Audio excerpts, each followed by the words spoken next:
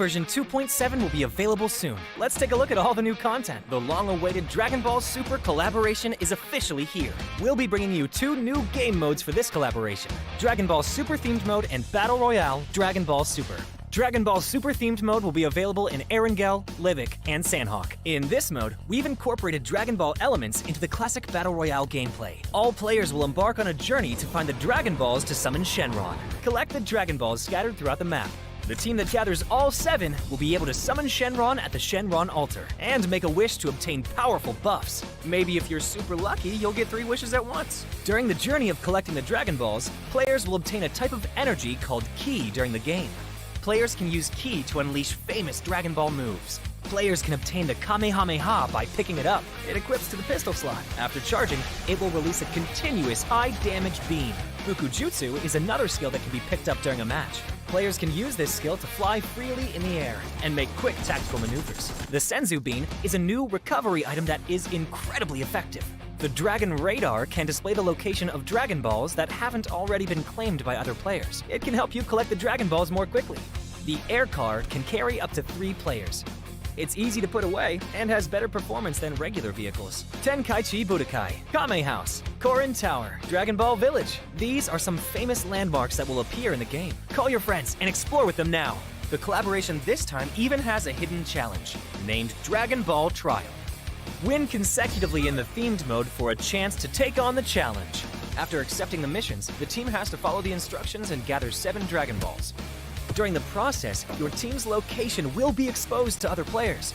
All players will be drawn into battle for the Dragon Balls. To win the game, the trial team must successfully secure the Dragon Balls, defend the altar, and then summon Shenron. Are you ready for the challenge? In this standalone mode, named Battle Royale Dragon Ball Super, players can roleplay as iconic Dragon Ball characters, use powerful, unique moves in a brand new anime-style map, and become the ultimate victor. There are 5 Dragon Ball characters in this mode. They are Son Goku, Vegeta, Ultimate Gohan, Piccolo, and Frieza. Select your favorite fighter. Master their skills to suppress your enemies and achieve victory in intense battles. In the new version, the new Ace 32 firearm will be made available on all maps.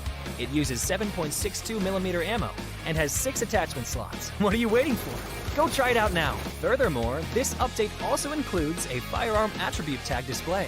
Newer players can go to their backpack to look at the tags of a firearm they've picked up to quickly grasp its characteristics. The new Cycle 5 Season 13 begins on July 18th. Be sure to stay tuned for the new season rewards. That's a wrap for the main new content of the upcoming version. For more information, be sure to follow our official PUBG Mobile community.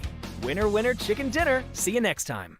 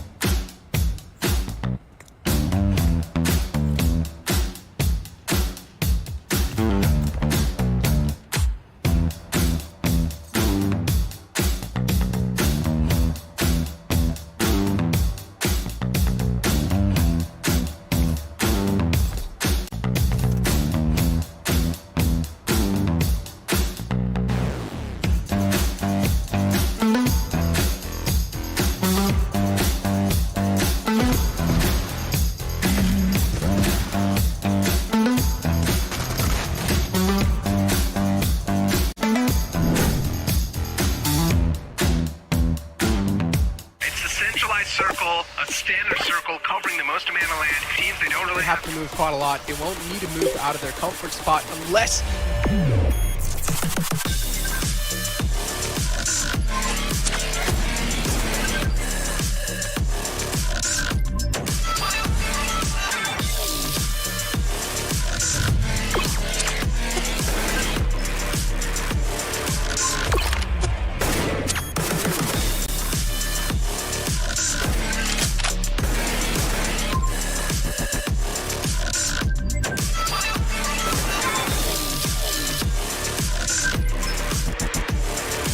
Get ready, South Asia.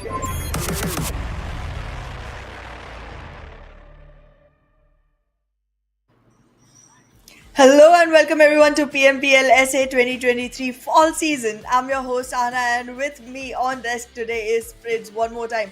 How are you feeling about today, Fritz? Hey, day number one was very, very interesting, very insane as well. So expectations have obviously gone up. I mean, from teams like 4MV, T2K, all these teams, they've shown performance, they've shown resilience on day number one. I hope so that continues. But the teams on the bottom of the chart, DRS, BIT, all these teams, I hope, perform a little bit better than yesterday today.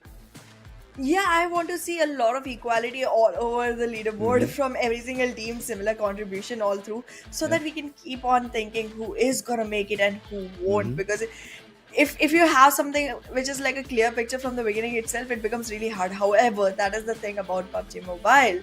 It's never clear. Things can change around at any time at all. And what timeline that is going to be is this. We started yesterday and we're going to be going all the way until the mid of August with the grand finals happening between 18th and 20th. Yep, tomorrow will be an off day. Tomorrow there'll be a little bit time left for the teams to recoup and reiterate on how to improve their performance in the upcoming days. Because again, Friday and Saturday will be very important days considering that Sunday will be the super weekend. So you'll have to perform very good in these 2 days, have to be in top 12 to make it for that bonus game. But all of these fights, they are happening for this prize pool too. I mean, more or less every team has secured $2,000 in their back pocket. But why not get 3? Why not get $3,500? Why not go all the way up to $9,500? That's the question the teams are asking themselves right now. Absolutely. So that's really a huge number of money that's on the line alongside the bragging rights that go on with that.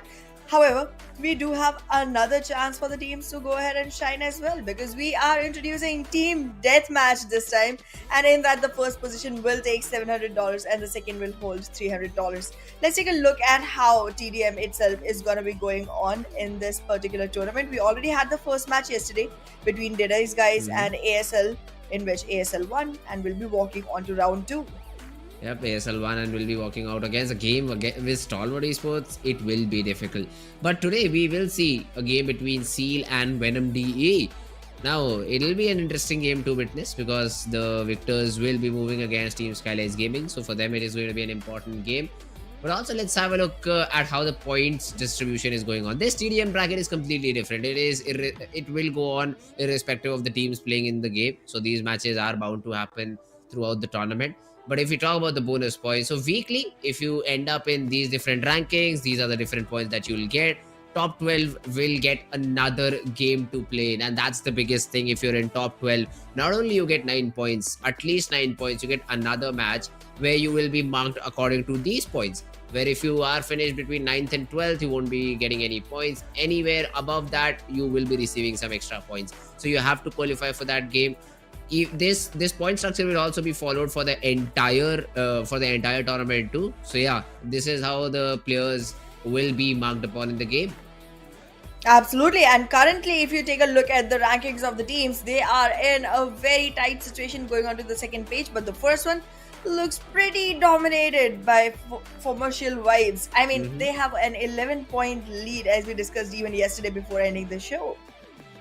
Yes, this is 4MV, 4 Miracle Vibes has been a flawless team. Stalwart Esports following them. Again, it's a battle between these two teams from the very first day, for which I'm not even surprised, to be honest. But yeah, all these teams, JMEX, Esports, Leo, VO, Illuminate, King of Spades, Seal, Mabetex, Bad Intention, Venom D, DRS, they have to buckle up, they have to get back, especially the teams on the bottom 3, because they did not even meet that 10 mark criteria. We could have said for the very low points that you can come back from, all 9-4, 9-4. These are not enough points, I'd say, for a team to achieve to be in the top 12 to play the Super Weekend game. And again, qualifying for the grand finals is going to be difficult. Top 16 is what the cutoff is.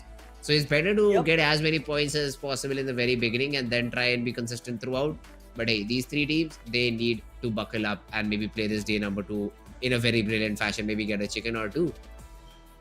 Hopefully we'll see that happen today, because today is a new day and a new shot for every single team that has not been able to make it yesterday. However, the one team that I'm really keeping my eyes peeled for is gonna be stronger FAKELOVE, because they did show up pretty well yesterday towards the end of the games. Yes. And I feel like they might be able to carry forward that momentum, at least for today. Oh, okay. Stronger FAKELOVE is going to be another team to be looked out for. Still sitting on the 3rd position. So they will still have a little bit heavy lifting to do. But that's the thing. 4MV Stalwart Esports, when you face a battle against them is when I'll want to see them perform. Because again, strong, STR, they were able to get that one chicken on that final map of Erangel, if I remember correctly. It was a very good chicken indeed. They played it out perfectly, but they were also consistent on some other maps too. Now, it just has been 4 games for all these teams. It will be a little short notice for us to judge on how which team is performing in which way. But yes, after I'd say day number 2, you'll get a fair idea about where these teams stand. You'll have a day's break, and then you'll have to fight for your survival basically for that final day. You will be able to play at least 4 games, but you have to make it to 5 games at any cost on Sunday. Absolutely. But well, let's take a look at what today is gonna look like, because we do have 5 games, and alongside that a TDM as well. The maps today are gonna be slightly shuffled. We'll start off at Miramar, going on to Sanhok, then Miramar again. Arena is gonna be where TDMs are gonna be happening, and then Erangel and Miramar going forward. TDM, again the 4th map of the day. Plus we will see 3 Miramars. So that's again a very exciting thing. 2 Erangels, okay, not even 2. 1 Erangel and 1 Sanhok are the fillers over here. So that's just to make sure that all these groups play the exact same number of maps and exact same number of matches. As the first game would be sat out by E, then D, and then it goes on till the descending order, and the final game would be played by Group A. So it is an interesting map choice today, I'd say. 3 Miramars. Let's see, man, how do these 3 Miramars play out, because only 1 Sanhok, that is something. Now, this means that on one of these days, we might see 2 Sanhoks. And on one of these days, we might see 3 Erangels. So this is something I'm really excited and looking forward to. And let's see, 3 Miramars for today. A land of DMRs and snipers map. Would love to see some OK-98 action that I saw yesterday. Absolutely. We are going to be finding some more snipers coming into the game, because it is definitely turning out to be one of the most crucial points in Miramar. We generally see teams taking it slow, teams trying to step back, making their moves after making up a strategy for themselves. But yesterday was a whole different role. We saw teams just dive into fights, try to take each other down, and then move forward from there. It was a whole fight or flight situation in Miramar all through. And if that happens even today, I'm gonna change my mind and not even call Miramar a slow-paced map anymore. Hey, Miramar was also the map of fumbles, I'd say. You had an aid That just on is your own true, teammate. yes. There were players Multiple blasting times. vehicles, hoping to cover their teammate, but were essentially eliminating them. So moments like these did happen yesterday, which I strongly go against it, because in tier 1 lobby these things should not happen. You messing up an aid is a very basic thing which should not happen. I emphasized it on yesterday, and I'll say it again today. You cannot make these mistakes and hope for a better result. So teams have to be very careful. Fights that are winning for you should be won by you. Again, I saw a 1v3 attempted yesterday and being successfully won. So things like these have to be controlled. The trades have to be perfect. The trades have to be there. I still remember that Erangel, the very first game, we had a bridge cam coming in and the player was just able to mow down all the 3 players of the opponent team who were trying to rotate inside the vehicle. Now, those are some mistakes that you cannot afford to repeat in the future games. So it's better for the teams to just take note of it and maybe come better prepared. 3 Miramars, that means we won't see that much of Erangel. So that southern-sided play zone won't be a matter of concern. But hey, in Miramar, there are a completely different set of difficulties that you have to face with. First one being the rotation. Even when you have vehicles, it's not at all easy to rotate in the map of Miramar. Absolutely, and even your vehicles cannot really sustain a lot of damage in Miramar, so that's gonna be another, thing to keep in mind. Alongside, the terrain on Miramar is so difficult to go through. Yes. Like hardly any vehicle can actually afford to do that without really taking any, shots on themselves Mhm. on the way. But yeah, it is what it is. You have challenges, you have to fight through them. That is why it's the game of survival. And then in the end, because you survive, you're rewarded with something to eat because food is love. And 10 points too, and any Yes, number of elimination points that you get. So that's the whole true. purpose of the game. To feed you, you need to win the prize pool. So the number one spot is where the teams would be eyeing to get right now. That battle has already started for MV Stalwart Esports. The gap was, I think, of 12 points. We'll have to recheck again. But yeah, Stalwart 11. Esports, they still are trailing behind. That has been the scenario. At least I casted the previous region before the grand finals. I don't exactly remember me casting the grand finals, but before that, I did saw 4MV right on top. So no complaints from 4MV. Yeah, they just could be a little bit more consistent. The maps which are not going their way should at least have 5-6 points, which they were not able to get in the final map. They fell short by a little margin. The fights did not go their way. But yeah, not even Stalwart Esports were able to beat them. So it's all well and good until unless you are able to put your enemies behind you. 12 points is the lead. Enough for one more bad game, I'd say, for the players of Team 4MV. But I don't think so. We'll see a bad game right now because they are in hot form. They missed that map of Miramar, the second map that they played, but they were essentially able to conquer that map when they played it the second time around. So this time they will be starting out on Miramar, and let's see how do they overall perform in the entire lobby. Well, we'll find out. We'll definitely find out because there's quite a few games that every team is getting to play. Hmm. Like every single group is going for 4 matches a day out of 5, which means you have 4 exact chances. And considering the difference between Stalwart Esports and 4MB right now, even if 4MB messes up in a couple of games, it really does not matter because they can pick it back up in the remaining 2, Yes. which they did yesterday as well. So I guess 4MB is completely not worried about how to go ahead with this, but everyone else, I think they Hmm. have their eyes set on 4MB because 4MB needs to be shut down to be able to come back up from there. I mean, yeah, the first game they got 17 frags. And now that's a big number. You're eliminating 4 teams altogether, plus one player from another team. Although not entirely in that order. But yeah, 17 frags is just too big of a number.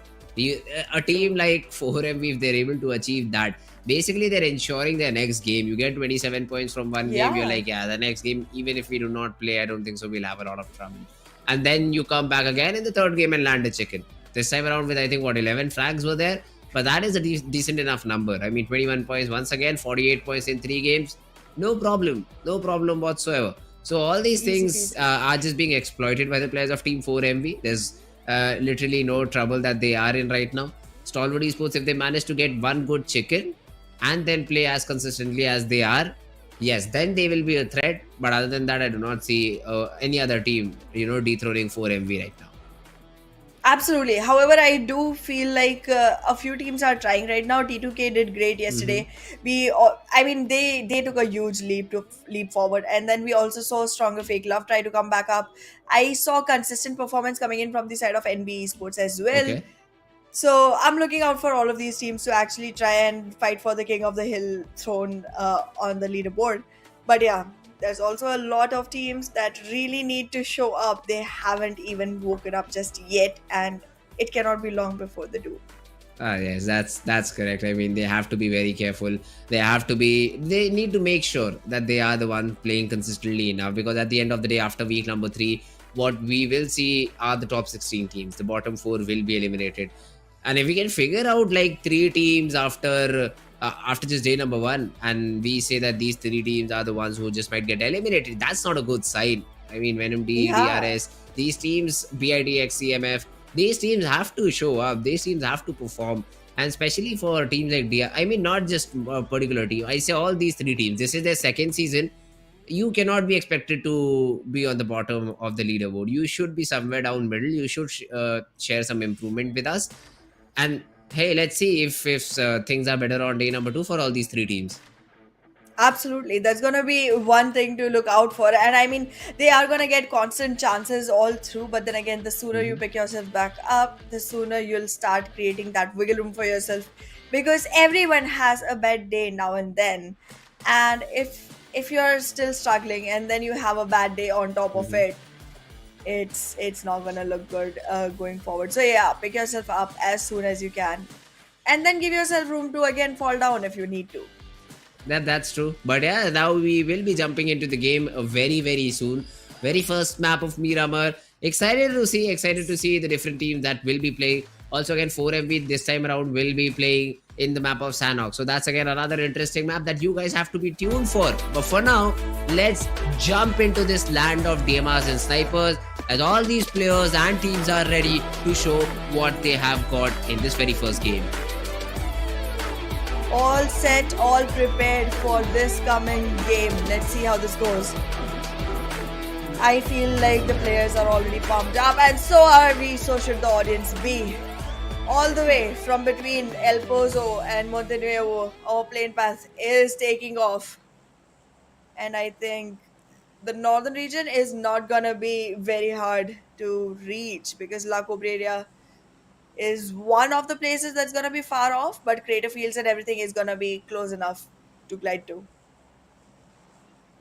Let's see. The plane path this time around is a bit better, I'd say, than yesterday because it has just penetrated the map in two different sections, and you can really go towards about, let's say, 70% of the city this time. La Cobriara will be out of reach. Campo Militar, Toria Humuda on the northern side. Even Cruz de Valentierra Bronca, but usually we do not see teams going towards those direction. And on the southern side, I'd say majority of these cities can be dropped down. Even I'd say on Puerto Paraiso, because you can take that vehicle from the Impala, the southern compound outside Impala. You can just drop there, take a vehicle, go to Puerto Paraiso. That's not a problem. Chumasera, Menas de Val, Valle de Mar, they should be easily droppable as well. So majority of these cities will be dropped in by these teams.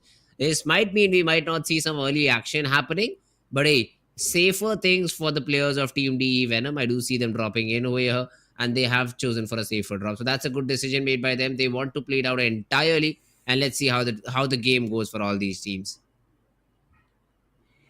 Well, currently it seems like the circle is going to be favoring the northeast region of the map. We can see a lot of action happening on Campo Militar once the teams start trying to march back into the circle, because it's, even though the region is outside the circle, it's pretty close by to go ahead, collect some great loot, and come back in. That could be multiple teams' plans, but as of now, bad intentions seems to have taken their way all towards the center of the circle.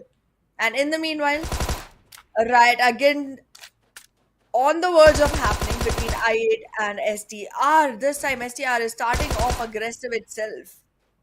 Refuse already gets a frag, although they also have lost a player in the form of one. So they'll have to be very careful moving forward. They'll be playerless, plus they have a fight on their hands too. And 900 meters is the number that they have to move to get inside the play zone. Not a lot of time too, man. 90 seconds on the clock. Do you decide to fight? Do you decide to loot? Those are some big questions that I usually ask. And by the looks of it, I think they just want to loot right now. They want to have the best possible weapons moving forward into the game, and even IAWO as well. Only one of these players, that is Vadu, I can see near to any of the players of Team STR. But he's also just, sort of trying to give in some support to Octopus. Domain has been spotted down, and he is being run upon by the players of Team STR. But let's see, stronger fake love. This time, if they're able to take down another team on their own. Alrighty. As of now, it's still very low on HP. Domain is gonna be looking for everything he can, because other than a helmet, he has nothing. The helmet does get upgraded, but that's about it. No weapons to fight with, no gear to save him, no healing to get back into the game. Finally, getting something on hands, gonna heal back that lost HP in the early game itself. But in the meanwhile, Venom DE, a team that desperately needs points right now, already getting a pressurized into the high voltage damage. High voltage DC. Easy early frag. They just ran over a player. They knew he was all alone. Even backup was available for Aero, but he was well and good enough with the weapon that he had. The Uzi, the pre-fire around the corner. And that easy first frag achieved by the players of Team HVDC. Good start for them too. I mean, 1 point on the board. This time no player lost like the players of Team IAWO or STFL. So yeah, that's definitely a good start in my books for this particular team. And let's see how do they continue this game. Absolutely. I8 currently holding on to the compound, trying to make sure that no aggression is shown just yet, because STE does look strong as of the current situation.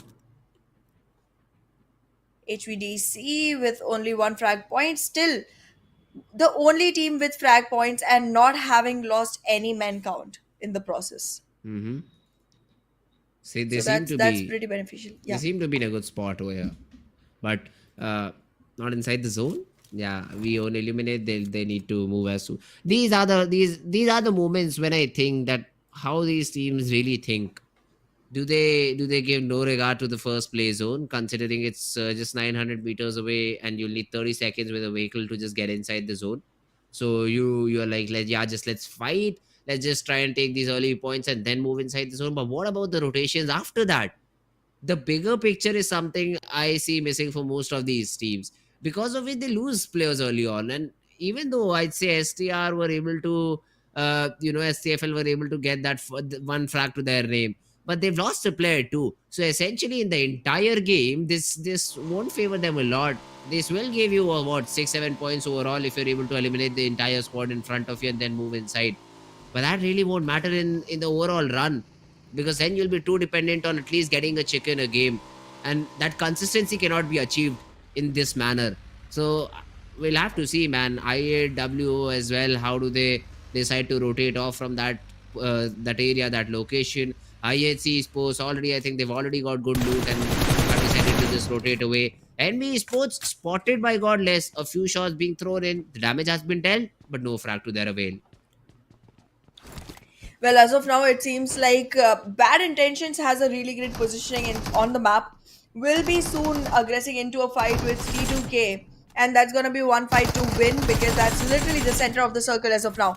However, going back on to STR, not letting I8 survive at all whatsoever. There was a lot of pause that came in this fight. There was a Cold War zone where nobody was aggressing any further, but now I8 completely losing it. Just one last player surviving, no one to the rescue, no one to the support, and solo domain trying to dominate and failing so far. I mean, they cannot do much about the situation now. He is just running inside the city, hoping to find a vehicle and escape from here. That's the idea, I think, from Domain. Finds some loot in the process. I think that was 5.56 ammo for his M4. His secondary weapon being a shotgun surprises me a little bit. But then again, weird things have happened with the S12Ks and the DBSs.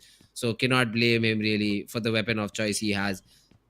He will still try to have any sort of loot that he can. And this being a big city, STRFL probably wouldn't chase him down. And he knows that fact, which he just now is trying to abuse. So he will survive. He will let the blue just take a little bit of damage onto him. He does not have a lot of medicines. I wonder if he has bandages or not to just counter away the damage that the zone will throw onto him.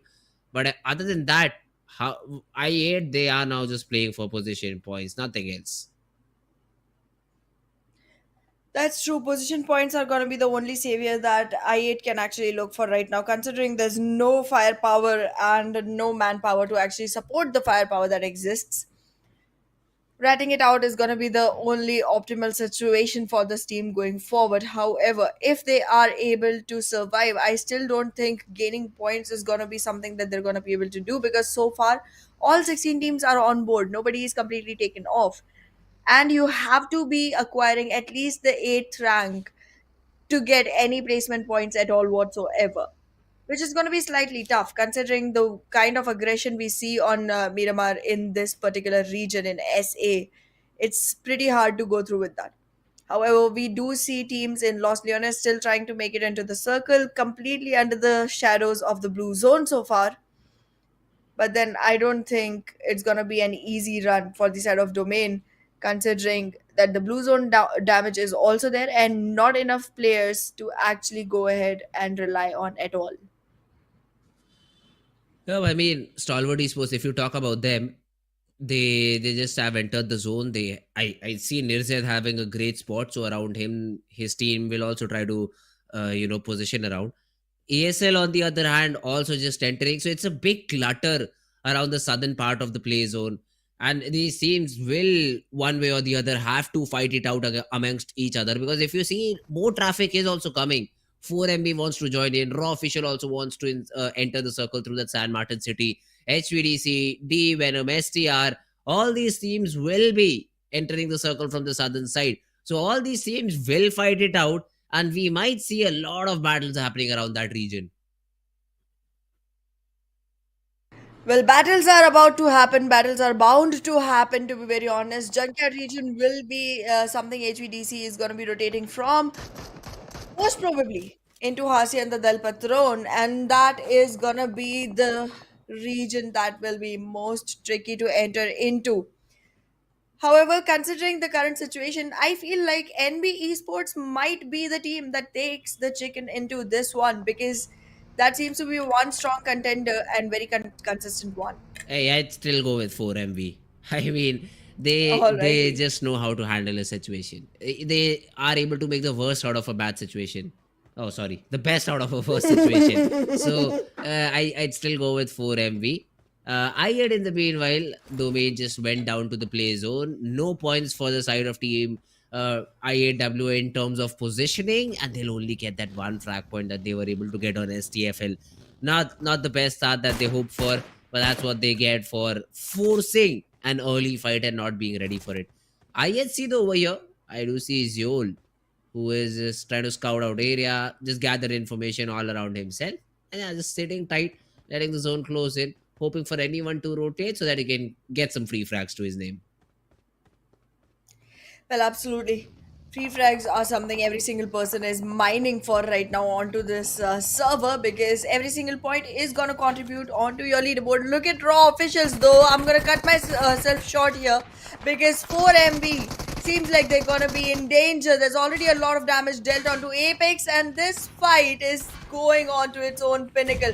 Molly's down there, will not give any opportunity for Apex to actually come back into the fight.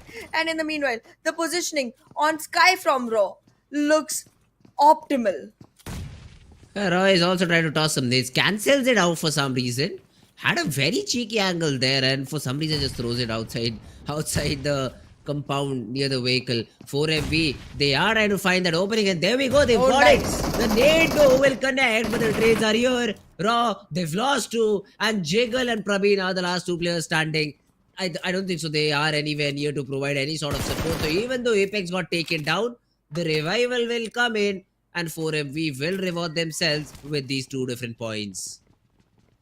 Beautifully done by 4MV. Again, the moment you take their name, they start showing their colors, and these colors are bright and vivid, very fancy, very modern. But as of now, Raw Officials, the other two players that did survive, are now trying to take up a fight with STR instead. I would suggest don't fight anyone just yet. You have no support at all whatsoever. And even though on the map it seems like they're close enough, they are not. They are not close enough to be able to revive each other in this fight against 4MV, because the moment you grab their attention, you're going to be completely done for. And that's just Raw. Okay, are you actually asking to die, Raw? I mean, Jiggle has already given away his location. I mean, yes, you were in a good spot. Doc was very careless, considering he was completely out in the open trying to just cross a road over there. And Jiggle should have punished it. He should have been able to get that knock and then the essential frag too. But yeah, that's not the case for now. And him just giving away their location, 4MV will be a little bit more cautious about rotating around this region, or maybe just even try to run down the remaining two players of Team Raw. Jiggle spotted down, shot upon by Apex. A lot of damage has been dealt, and look what Doc is doing. He just wants to slam. Oh, no, never mind. He just goes back. I thought he just wanted to slam over there. But meanwhile, HVDC, they didn't find one frag while they were trying to rotate. And now they will make the tally of two. So far, HVDC is looking good. ASL is going to be under trouble, and the positioning on HVDC is working well. Alongside that, the coordination from the team is also good. One player goes in, takes a peek, gives away position, hides, and the next one comes in to capitalize onto any player from the side of ASL trying to attack onto that bait. However, HVDC has to be careful of the zone as well. The zone is moving in, and slowly and steadily, one after the other, They both are losing players. The only person from the side of HVDC that is still inside the circle is knocked already. Needs a revival. However, ASL won't have an easy time entering either. Chari is gonna be on to a good strat here. Might be able to find that kill. Was having a shotgun in hand, just did not choose to fire at all for some reason. Ryuk, he has been able to save his team for now. Although Aero and Rogue could not be because those frags have just been confirmed. But at least he's able to bring back Sanchir into action. They will heal up and well, they will try once again to fight against the players of Team ASL who are battling with the blue too. So yeah, Sleepy, he gets that first aid popped in, even fires back, shoots back Sanchir.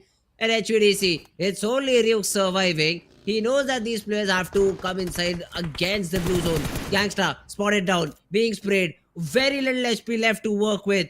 But Sleepy, he's also popping that first aid. ASL, they could be out and about because of the play zone if HVDC played out right. The nade is coming in, and that might just call the end of HVDC. Does it land? No, it doesn't. Will Ryuk be able to land his shots? Because it's one way to get this one done with. You don't have enough meds to actually keep on healing yourself. You gotta start moving towards the circle as well. So just go in and get done with it. HVDC takes up the vehicle, tries to run away because this is one fight better evaded than invested in. Sleepy though still. A good shot has to land and he is able to land it out finally. The spray connects and Sleepy even makes it to the zone. Although not for long because now he will be spotted. Again has to move a lot to get inside the zone, which is not going to be easy at all. Turula, for some reason he takes a lot of damage onto himself while trying to escape with that buggy. Prioritizing a vehicle over himself. Now that could have gone wrong only if XMPL was only if Turula was to be taken down, but he stopped, shoots back, and takes Dante down in the process. Team T2K looking good so far. They do have all fours on board, but bad intentions. No room for survival for this team. Soon enough, the one last player that is still going on might also get taken off. Teams are going on trying to make situations slightly easier for themselves, one after the other, but then some just do not know how to. So far, just being stuck into this situation. Water treatment, a slightly west of water treatment circle is what we're seeing right now. And in the situation, I feel like I'm gonna stick with NBeSports. We'll find out, Fritz. if you make it through or if it is me. Because Yeah. 4MV is still not inside the circle just yet. Yeah, it does. I really do not care because I know they'll find a way. But wait a second, that. Apex has just been taken down as soon as I say about that. And NBeSports are the one pinning them down. So it is not looking good at all for the players of Team 4MV now. And yeah, well, only 2 players remain for their team, and NBeSports enjoying a flurry of free frags. Well, so should they. So should they. Anywho, a lot of shade thrown onto you by me. Gonna stop on that because 4MV is not having a way to stop the fight. They are trying to invest into a fight against STR. Not enough numbers on their favor. Was able to land a good nade, but it's still not turning positive. The molly will come in. Takes a knock. Wait a second. What is up with 4MV? They are still trying to make it, and they are making it through the fight. Stronger fake love. Can you fight this off? Baron is caught off guard, but he does not deny it just yet. The cover fire is immaculate from behind from Doc. Baron, he wants to pop that first hit so badly that he finally goes for it. Comes around it. The nade is good. The flash is good. But the pre-fire is even better. The trade happens. But Senor, can he really come out? Will he not be taken down? No. Doc misses his opportunity and now cannot even go for the revival. So Baron, the play he wanted so desperately to make will essentially fail out. And STR, even though they lose another player, at least they will be able to gobble up another frag. They do. 5 frags onto their names already with 2 men lost. I mean, 5 to 1 is a good ratio, but 5 to 2, I'm not so sure about. In the meanwhile, already T2K players getting attacked by Stalwart Esports. However, they seem to be on the upper edge of the fight because Stalwart Esports, even after being on the height advantage, aren't able to capitalize onto the fight as much as you would expect them to. But Tops, if he gets The revived, things nade. will get hard. But he doesn't. He gets naded instead. And now it's a 2v4. Two people for Stalwart Esports every single time. That's all they run with. Oh, action and I see. Better to fall back, but I don't think so. They even have a vehicle. Plus T2K. I mean, if you look at this, MPL, he is just trying to create a different angle. XMPL. Just making sure that Stalwart Esports, they never get time enough to reset. Action just sits inside the bus. Just wants to have some information. Whereas I see he was trying to trace down XMPL. But Erangel is the one who takes him down. He was not involved in a battle for a very long period of time, but as soon as he shows face, T2K, they lose a player. Now it has become a 3v3 situation. T2K not looking so good anymore. The tables have turned. The moment has come, and this moment is gonna be in the favor of Stalwart Esports. But wait a second. SKYLIGHTZ Gaming just coming in as a third party, gobbling up all the pieces of the cake for themselves. Mondo though, yes, another one to his name. JMEX. Gyalzen was trying to run up the hill, but he's not able to do it. Mondo stands in his way, although there's a trade from nobody. He is left with very little HP, so it's not going to be easy at all. But then Snipe comes in with a cover fire. Nobody's still being peppered. And if it's not NBeSports, it's IHC who come in with a third party, and now he's all out in the open. The last remaining player of JMEX will also be taken care of. That's another squad elimination. NBeSports, they lose a player, but I think they'll at least be able to bring back Kyogen into action. Well, so far it seems like 4MV is already about to give up. There was just one single player surviving, and he too has been picked onto. Doc won't be able to make it through because Fistboy has his punches ready to blow.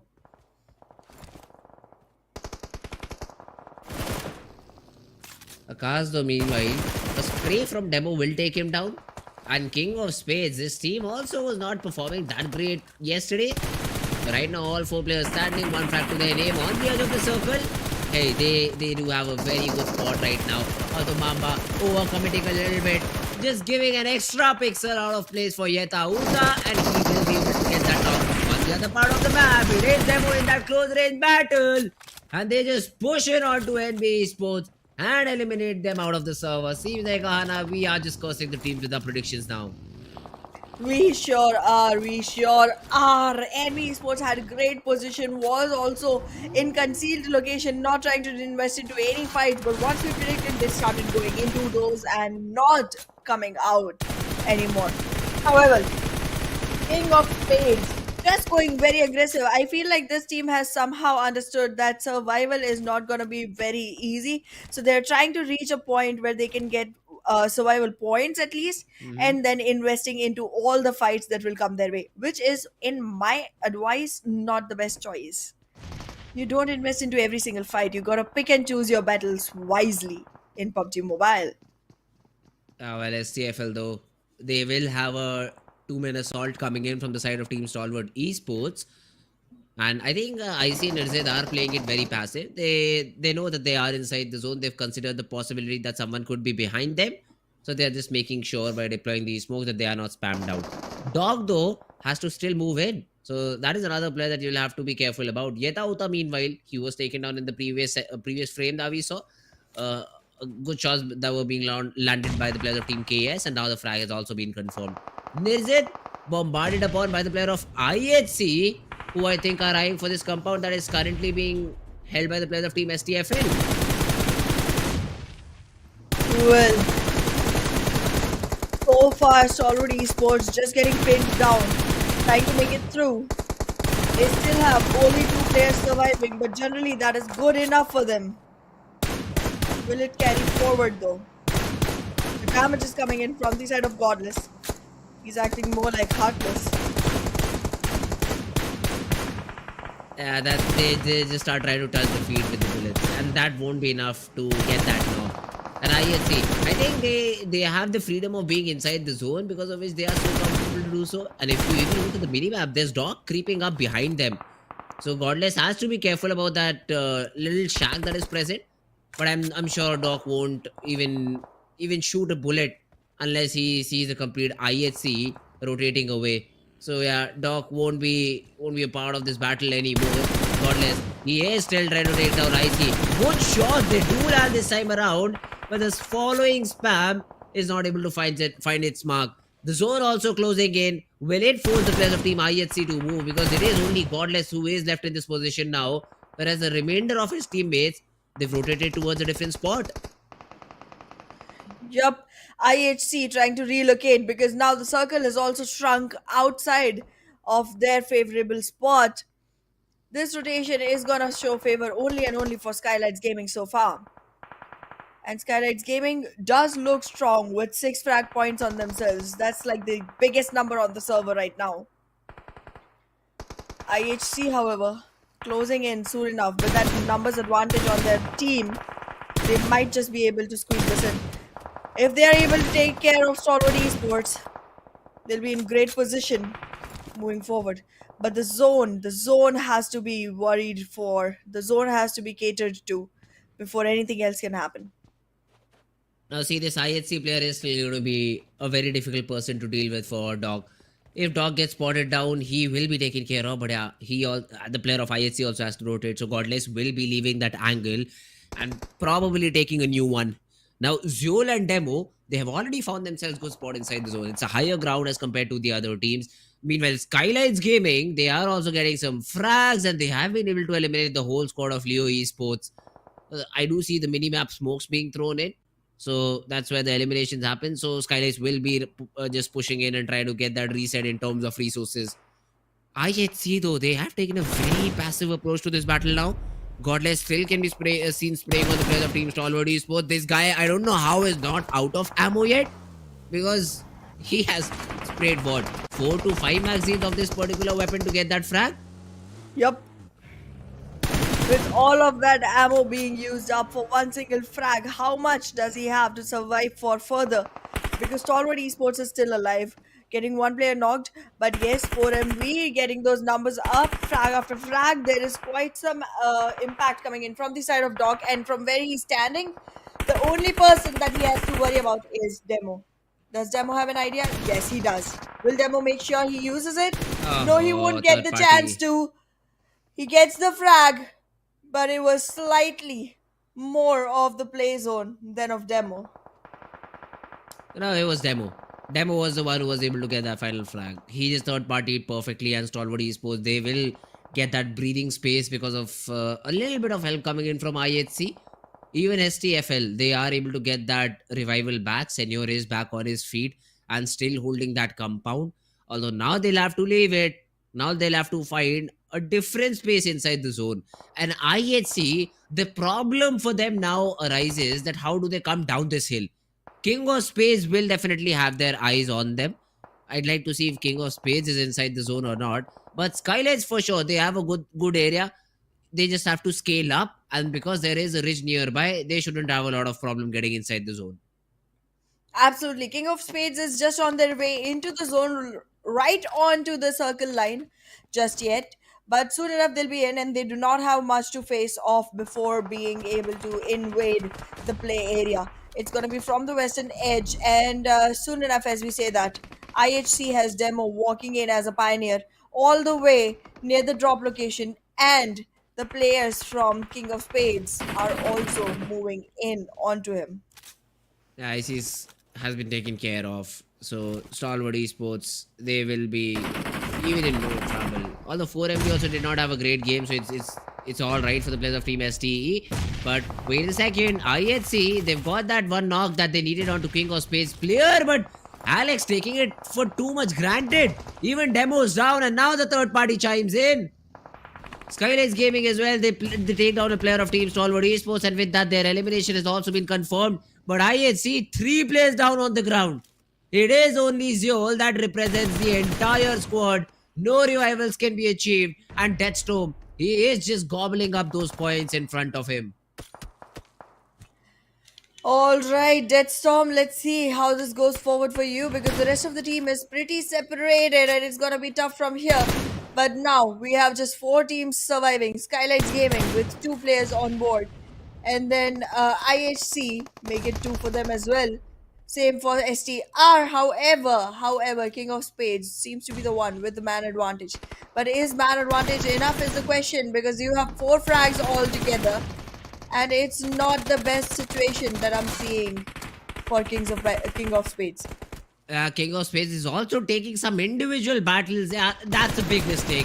That is a very big mistake. But let's see if some other team is able to capitalize on it. It's a 2v2 now. Mamba has a DBS as a secondary weapon. Knows that that Bekujin cannot now fire back. The ridge will block the angle. Gets the reset. Has to move in because this is the final play zone. This is the zone of death. The fake comes in. The battle happens. The knock is there. Mamba trades it out. Bekujin, the last player standing. That Storm does not have a lot of healing left. So he has to play it out smartly. He cannot even take a single bullet. He will first of all confirm the frag. But as soon as he starts, he will be shot back. And SCFL, even though they were not good in terms of the players that they had, it was a 3-man squad from the very beginning and a 2-man after that. They still are able to pull off the WWCD.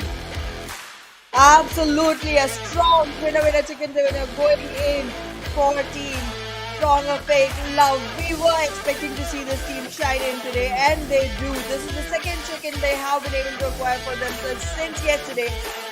And they are looking good. The total damage has literally crossed over 2,000.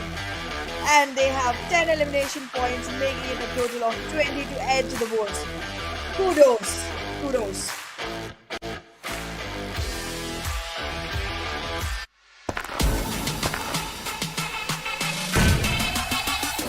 Make it clap.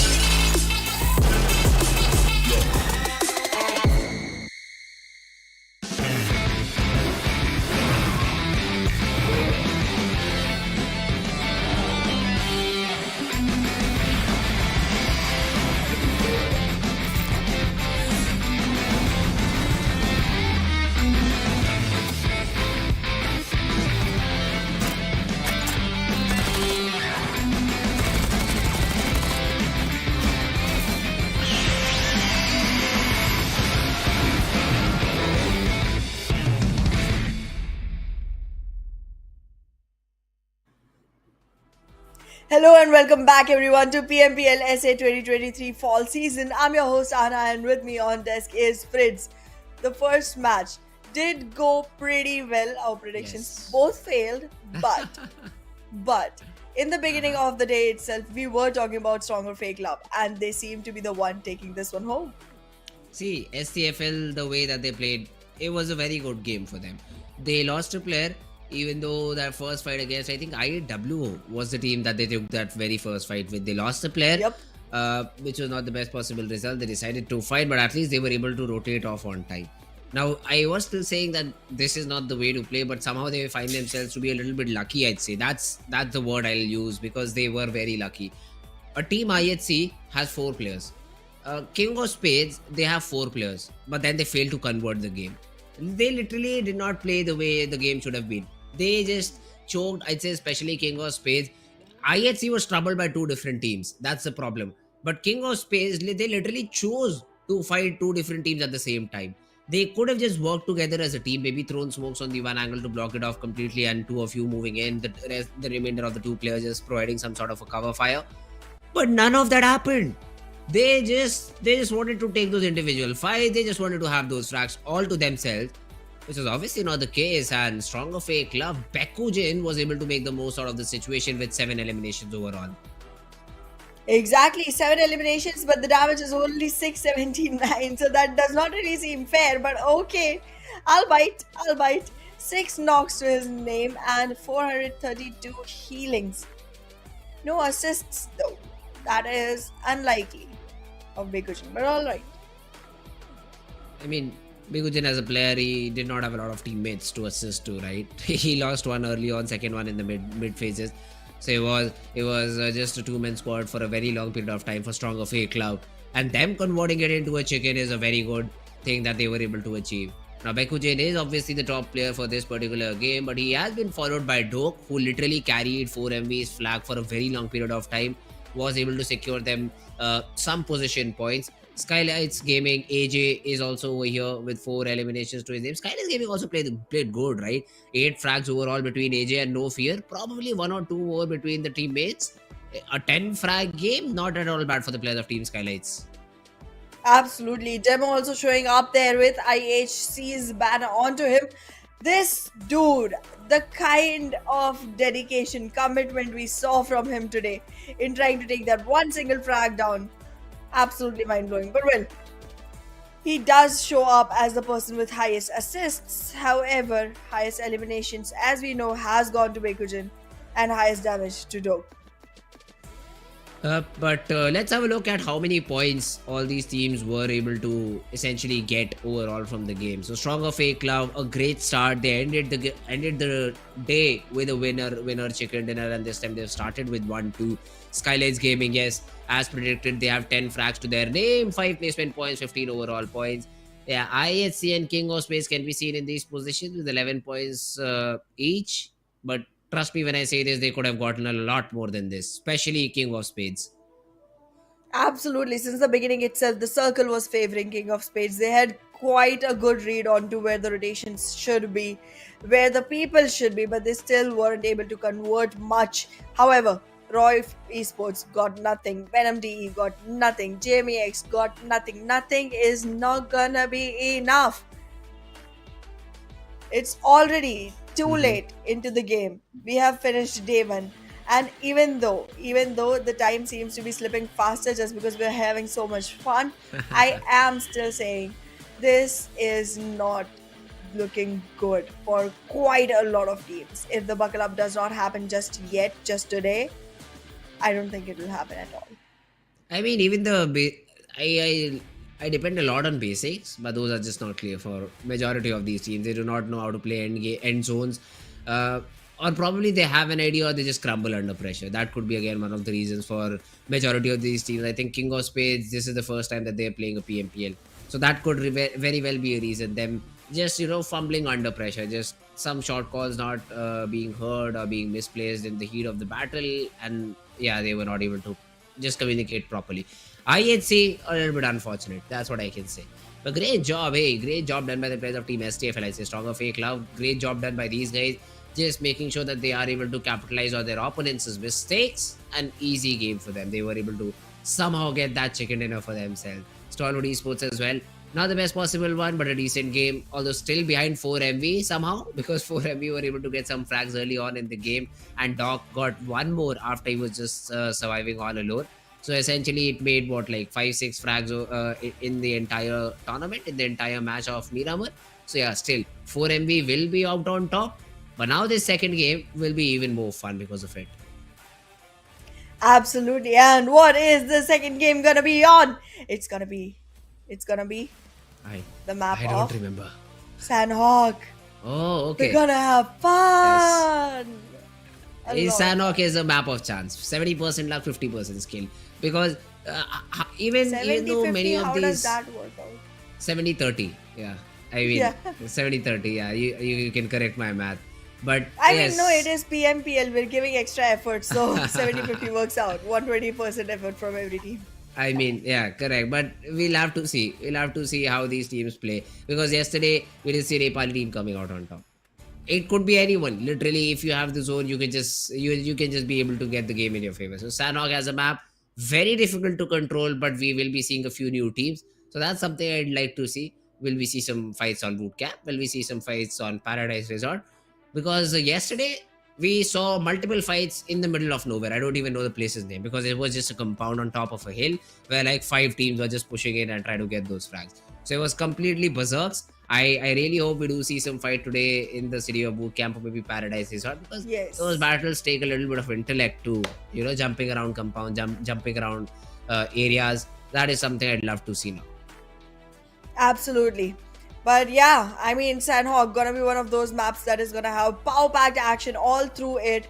And I'm pretty excited to see how that turns out because again, Sanhok, as you said, could be anybody's game, and that's the point that you make best advantage out of. You're not gonna get abundant chances to play on Sanhok. It's gonna Yep. be a limited number compared to Erangel and Miramar. There's gonna be lesser times that you get to show up on Sanhok, and when you do, you better make the best of it. Specifically, if you're a team that is struggling all the way onto the leaderboard towards the second page, because if you make it, you make it. There's still the same number of points that get given out on each single map, and this is one that can turn things around for anyone. Yep, but here we go, guys. Let's jump directly into the game of Sanhok because that's where the fun is, that's where the action is. All these players, once again, ready. They just want to have fun. Maybe 4MB would love to have a comeback over here. Let's see if all of these things can be achieved by this team. Well, we'll find out all the way from Bantai until Cow. A completely centralized plane path on a map where the players don't even need a centralized plane path. Cool. Alright, PUBG, I understand what you're trying to do here. Anyways, I feel like I want to see a circle that would, keep Campa Alpha and Hatin at the center of it. Like, I want the Northwestern Island to be a part of it, but let's see. So far, it seems like quite a few teams dropped right where bootcamp is, but none of them is choosing to stick around. I mean, Stalwart Esports, they usually have that area for free for themselves. So it's kind of a thing that Stalwart Esports love. They just have that domination and they are easily able to make the most out of that particular area. Now, Janmara Elementrix, though, they are in a battle with the players of DE Venom. And seems like DE Venom have better weapons, but somehow Frag is still able to get that first knock. Tommy is down on the ground. Krita is trying to provide some sort of a backup support from up top. But the fights are happening left and right of him. Snipe has that S12K. The close range angle is being held and now the distance being closed into. The battle happens and Riley will come out on top with the DBS. Nobody has been tanked up quite a lot. So he has to be careful. Galzane, on the other hand, has been taken care of by Rambo. D Venom seems like that they just might be able to win this battle out. Frag pushed upon. No backup present whatsoever. He also goes down. Everything is now down to nobody. Who I think D Venom have an idea about and will be pushed and be taken care of. Oh, yes. The Venom is not gonna be able to take nobody down, but nobody is surviving. Does that mean somebody is surviving? Does that really mean so? Because look at that. He just gets taken down and makes JMEX the last team on the ranking. The first team to get taken completely out of the map. There was weaponry advantage, yes, in the beginning itself for the Venom. They seemed like they could take control, but once Riley was knocked, it was supposed to be JMEX that makes capitalization, but they could not convert. And well, these 4 points put Venom DE at the top, but for how long? Not long.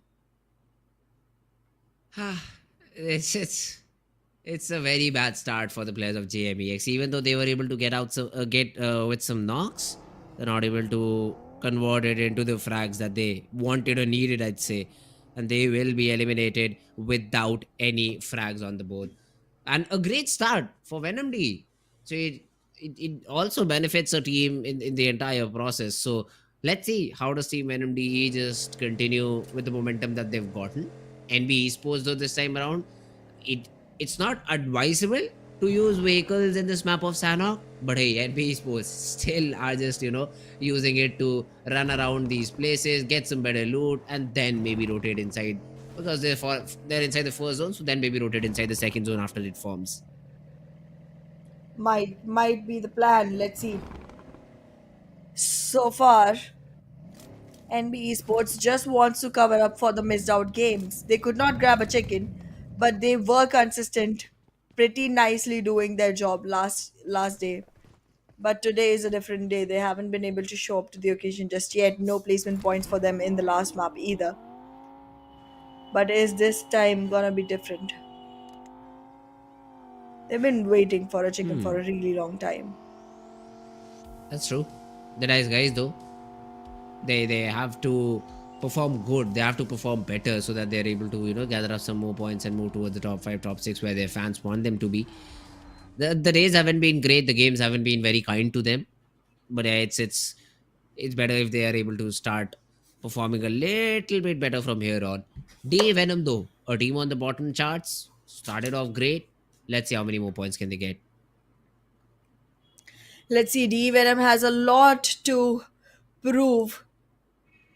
Is standing on the top right now, but they will have to continue the momentum. Again, as we discussed before, Sanhok could be anybody's map, and winning this one will conceal some great points for D Venom to actually go forward with onto the leaderboards. As of now, just trying to walk themselves onto the main island towards boot camp, hopefully. But boot camp has already been evacuated. Stalwart Esports decided to just grab their loots and start moving towards Tatmok, find people, and then frag them out. Hmm. There is guys though. Still, Tatmok is the reason, as you said, where they're looting out. I would like to see the POVs of the other teams too. Raw official 4MV. Where are they located? For now, those teams seal might have a battle with the players of Team ISC. It will be a long range battle. Yeah, we can see Zol just trying to hit some shots, takes a chunk of damage onto himself in the counter. So he will just use that complete med kit and bring him back to 100 HP and maybe resume the fight against Team Seed. But it's a long fought battle, so I don't think so. We'll have a result very, very soon. But yeah, look at this Leo Esports. They are also having sort of a cold war with the players of Team NBeSports. NBeSports not gonna be very eager to participate just yet into any fights that can result into man loss because they know that how heavy their early aggression proved to be in the last game. But again, Leo on the same side of the pool, again not wanting to be a part of a fight just yet. However, will be looking for opportunities to catch people off guard and surprise them because again their position on the overall leaderboard is much lower than NB Esports. NB Esports is scared they have a lot to lose, but Leo Esports has a lot to gain instead. Oh, bad intentions, you're going in the wrong directions. Look at this though, these battles, Desert, Wow. beautifully using that rock, just running around it and eliminating two different players. It seemed like Bad Intention were not ready, but they got eliminated in what, 10 seconds? Yup. Bad Intentions was not expecting a fight here, and that's something you do not do. It's Sanhok for sakes. This map, you expect someone everywhere. Even on plain road, if you don't see anyone, you can expect someone laying on it. Everyone lays down everywhere on this map. Ah, that's not the best possible result that DRS CMF wanted. We were talking about them that they have to be very careful about how they play their next games. This was not the way.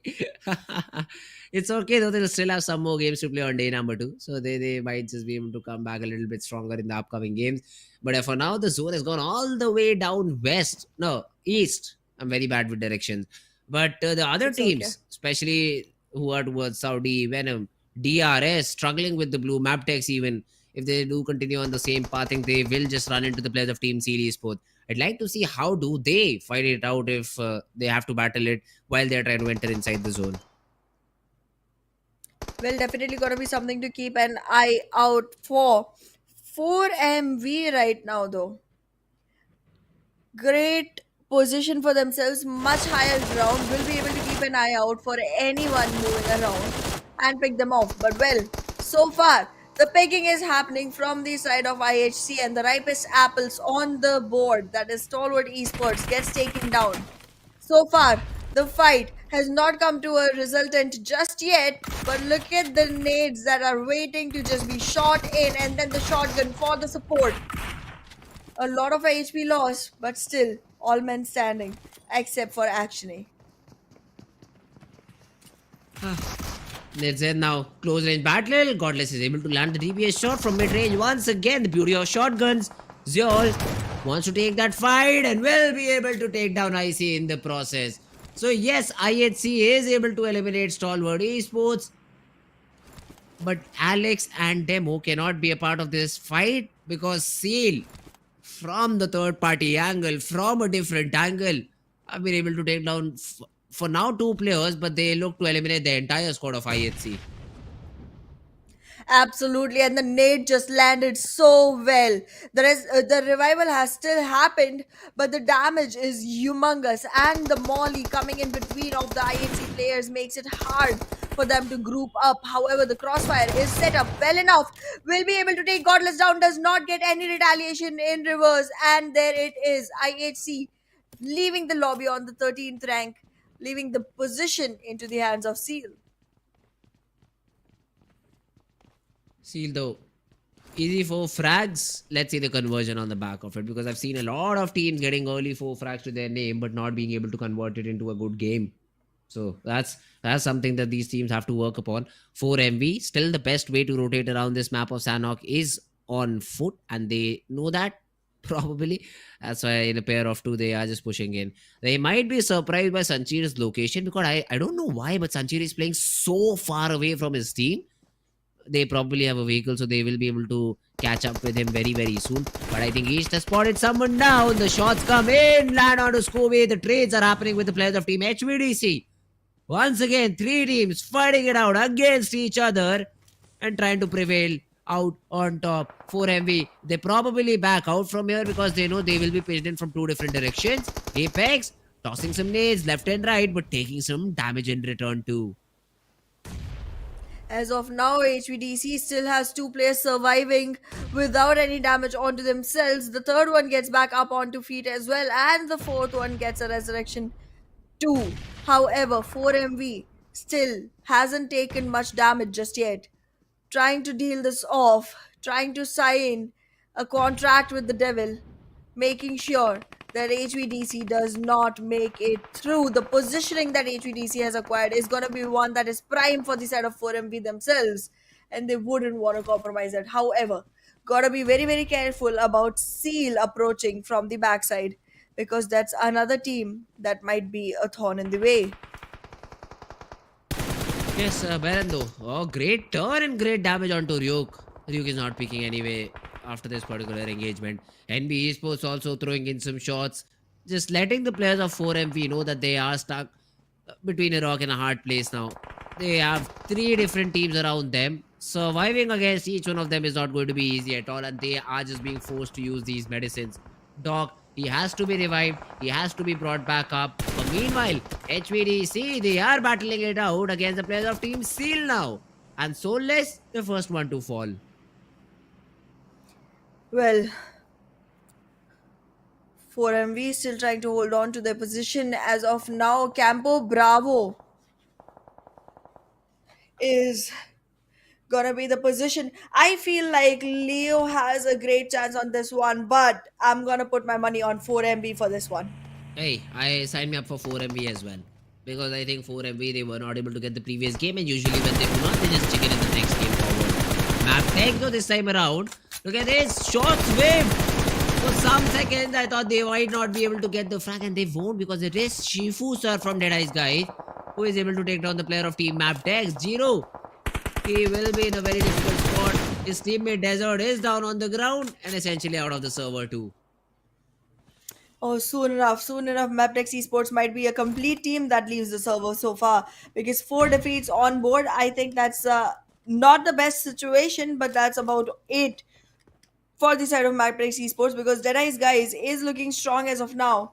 And not only that, there's another team approaching Mabetex Esports soon enough, trying to engage into a battle, trying to revive a fallen comrade, and that's gonna be STR. We know how STR is performing these days. We cannot count them out at all. This double pressure coming onto Mabetex Esports will make it hard for them to survive. Volley though has a nade onto hands, switches back onto his UMP, tries to invest into a fight with Bekujin, but does not get a spot at all.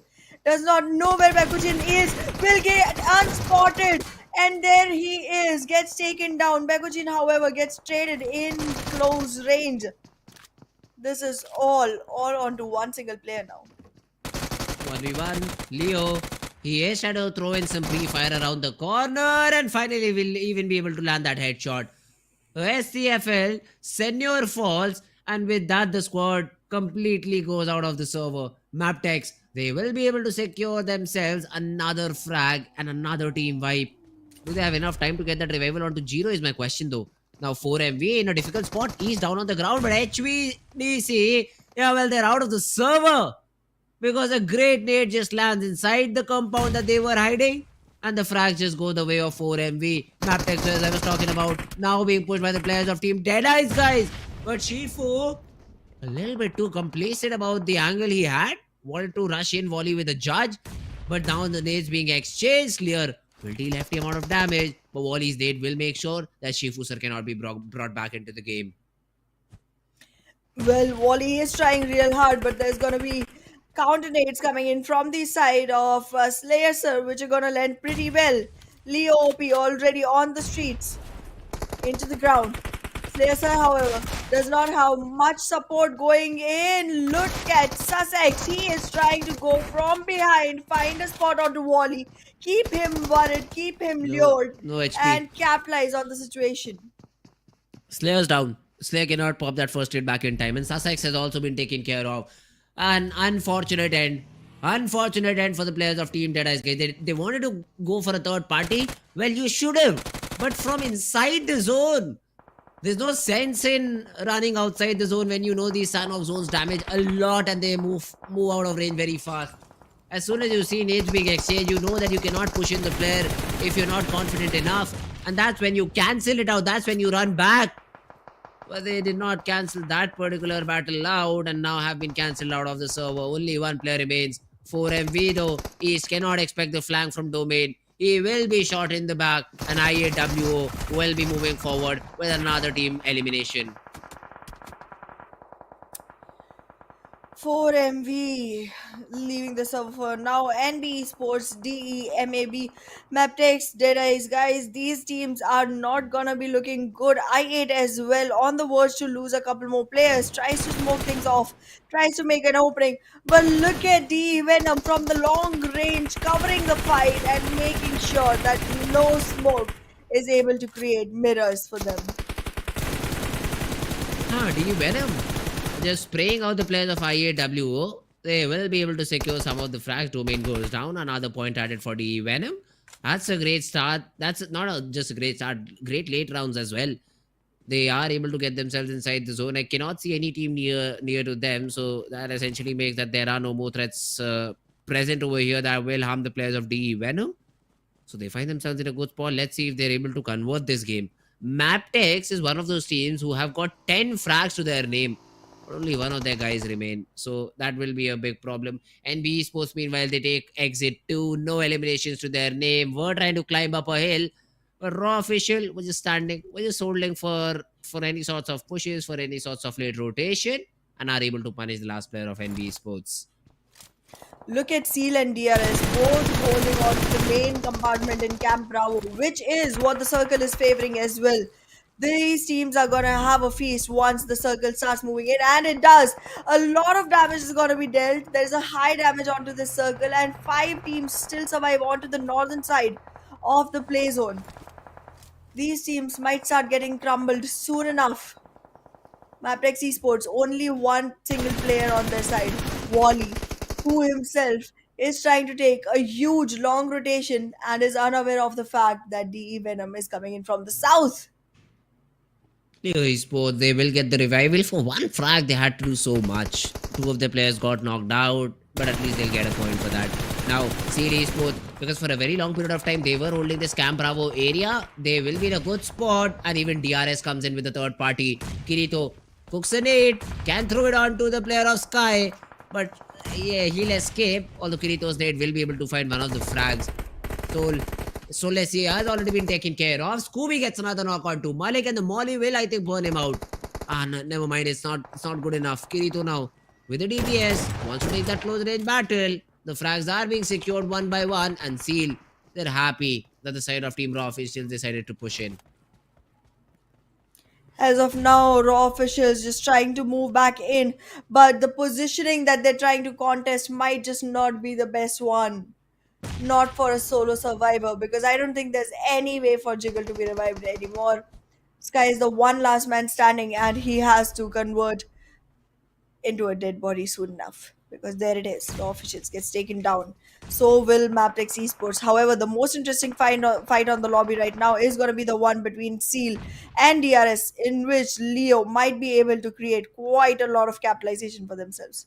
See, Leo are in a very open spot right now. They want to invade this particular camp Bravo, and they have that third angle with Yeta Uta plus a player advantage. So Seal will be in trouble. Let's see if they're able to defend this time around. Venom, though, on the other hand, they are fighting it out against the players of Team DRS. They've lost one, although Gante will essentially be traded out. The nade from Scooby lands onto Liquid. That's a knock that Leo were not expecting to have, and Liquid will be burnt out instantly too. Scooby with a follow-up Molly makes it a 3v3. Alrighty. In this situation, 5 last teams surviving. Will Seal be able to make it through is going to be the question. Leo, still in front of them, still trying to make things hard. It's not looking good for either of the teams, but considering that the compound advantage is going to lie with Seal, they might just have the upper hand onto this fight. However, in close proximity, DRS taking damage from the side of Venom DE, losing one, losing the other. It has become a 4v2. DRS players are getting picked off as if they were nothing but autumn leaves, falling one after the other. Another nade mishap between the players of Team DRS, and that's their elimination, I suppose. Domi with the domination. Venom DE, they survive. They survive to see another day. Now there's a molly for Yeta Uta. He will just toss it out and connects. Surprisingly connects onto both the players. And even though Domi escapes, but one of the players has been taken out of the server. Oh no. This Cold War is getting harder and harder to anticipate from. 5 teams survive, 3 to the eastern edge. Seal still concealed towards the west. Center location held by DRS, but DRS does not have numbers on them. Leo and Venom DE into the fight. Venom DE making sure that the advantage of height is in the favor. Tries to get into the last fight, makes it clean sweep, and is able to go ahead and revive the fallen comrade as well. Leo Esports gets taken down, and Venom DE survives for another day. Seal Esports, they have the majority percentage in terms of getting the chicken dinner for themselves, and why not? They have all their 3 players standing. DRS, for a second I thought they were having a good game, but after that nade mishap, now they're in trouble. And Venom, they will just want to Kirito itself. They do not even see the other player. The trades do not happen properly. And Seal are now in a 1v3. They just need to hunt this last player down, Rules OG. And even though, yes, DE Venom had a great game, ended third. DRS had a good game, ended second. But at least DE Venom had good number of frags, Ahana. So that they will be securing good points. But DRS, I don't think so more than 3 or 4 frags. That's what they have. Not even 3 or 4, it's just 1. So even though they ended up second, it's only 7 points. But it is Team Seal who are able to get that chicken dinner for themselves. Absolutely beautifully done from the side of Team Seal. They were able to keep their holds, and they were able to keep a great game going forward, rolling through the whole map of Sanhok. Again, we discussed this could be anybody's. This time it's gonna be Seal's, and they can keep this victory sealed up for their laminations. Because with 2198 damage and 11 eliminations, they have secured themselves 21 total points onto the leaderboard.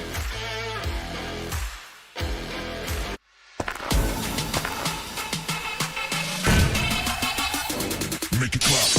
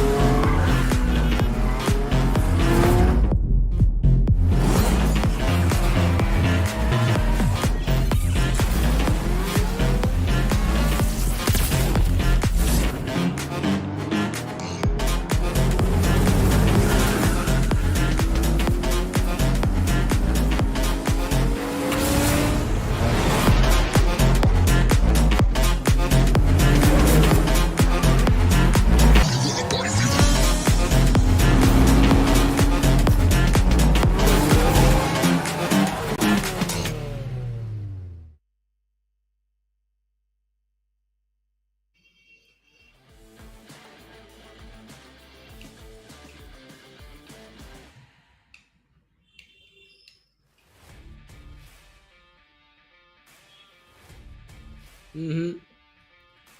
Hey, some technical issues. But yeah, now we are back with game number 3. In some time, we will start with game number 3. So it'll be very interesting to see. But yes, this map of Sanhok was a very interesting one. Would love to see how does it continue. I mean, the next map will Yes. be that of Miramar. But this Sanhok, it had a lot of fun stuff happening. Absolutely. And again, we saw a new name rising up and Mm-hmm. Seals getting that victory. It was very important for them to secure one. They were able to squeeze one in.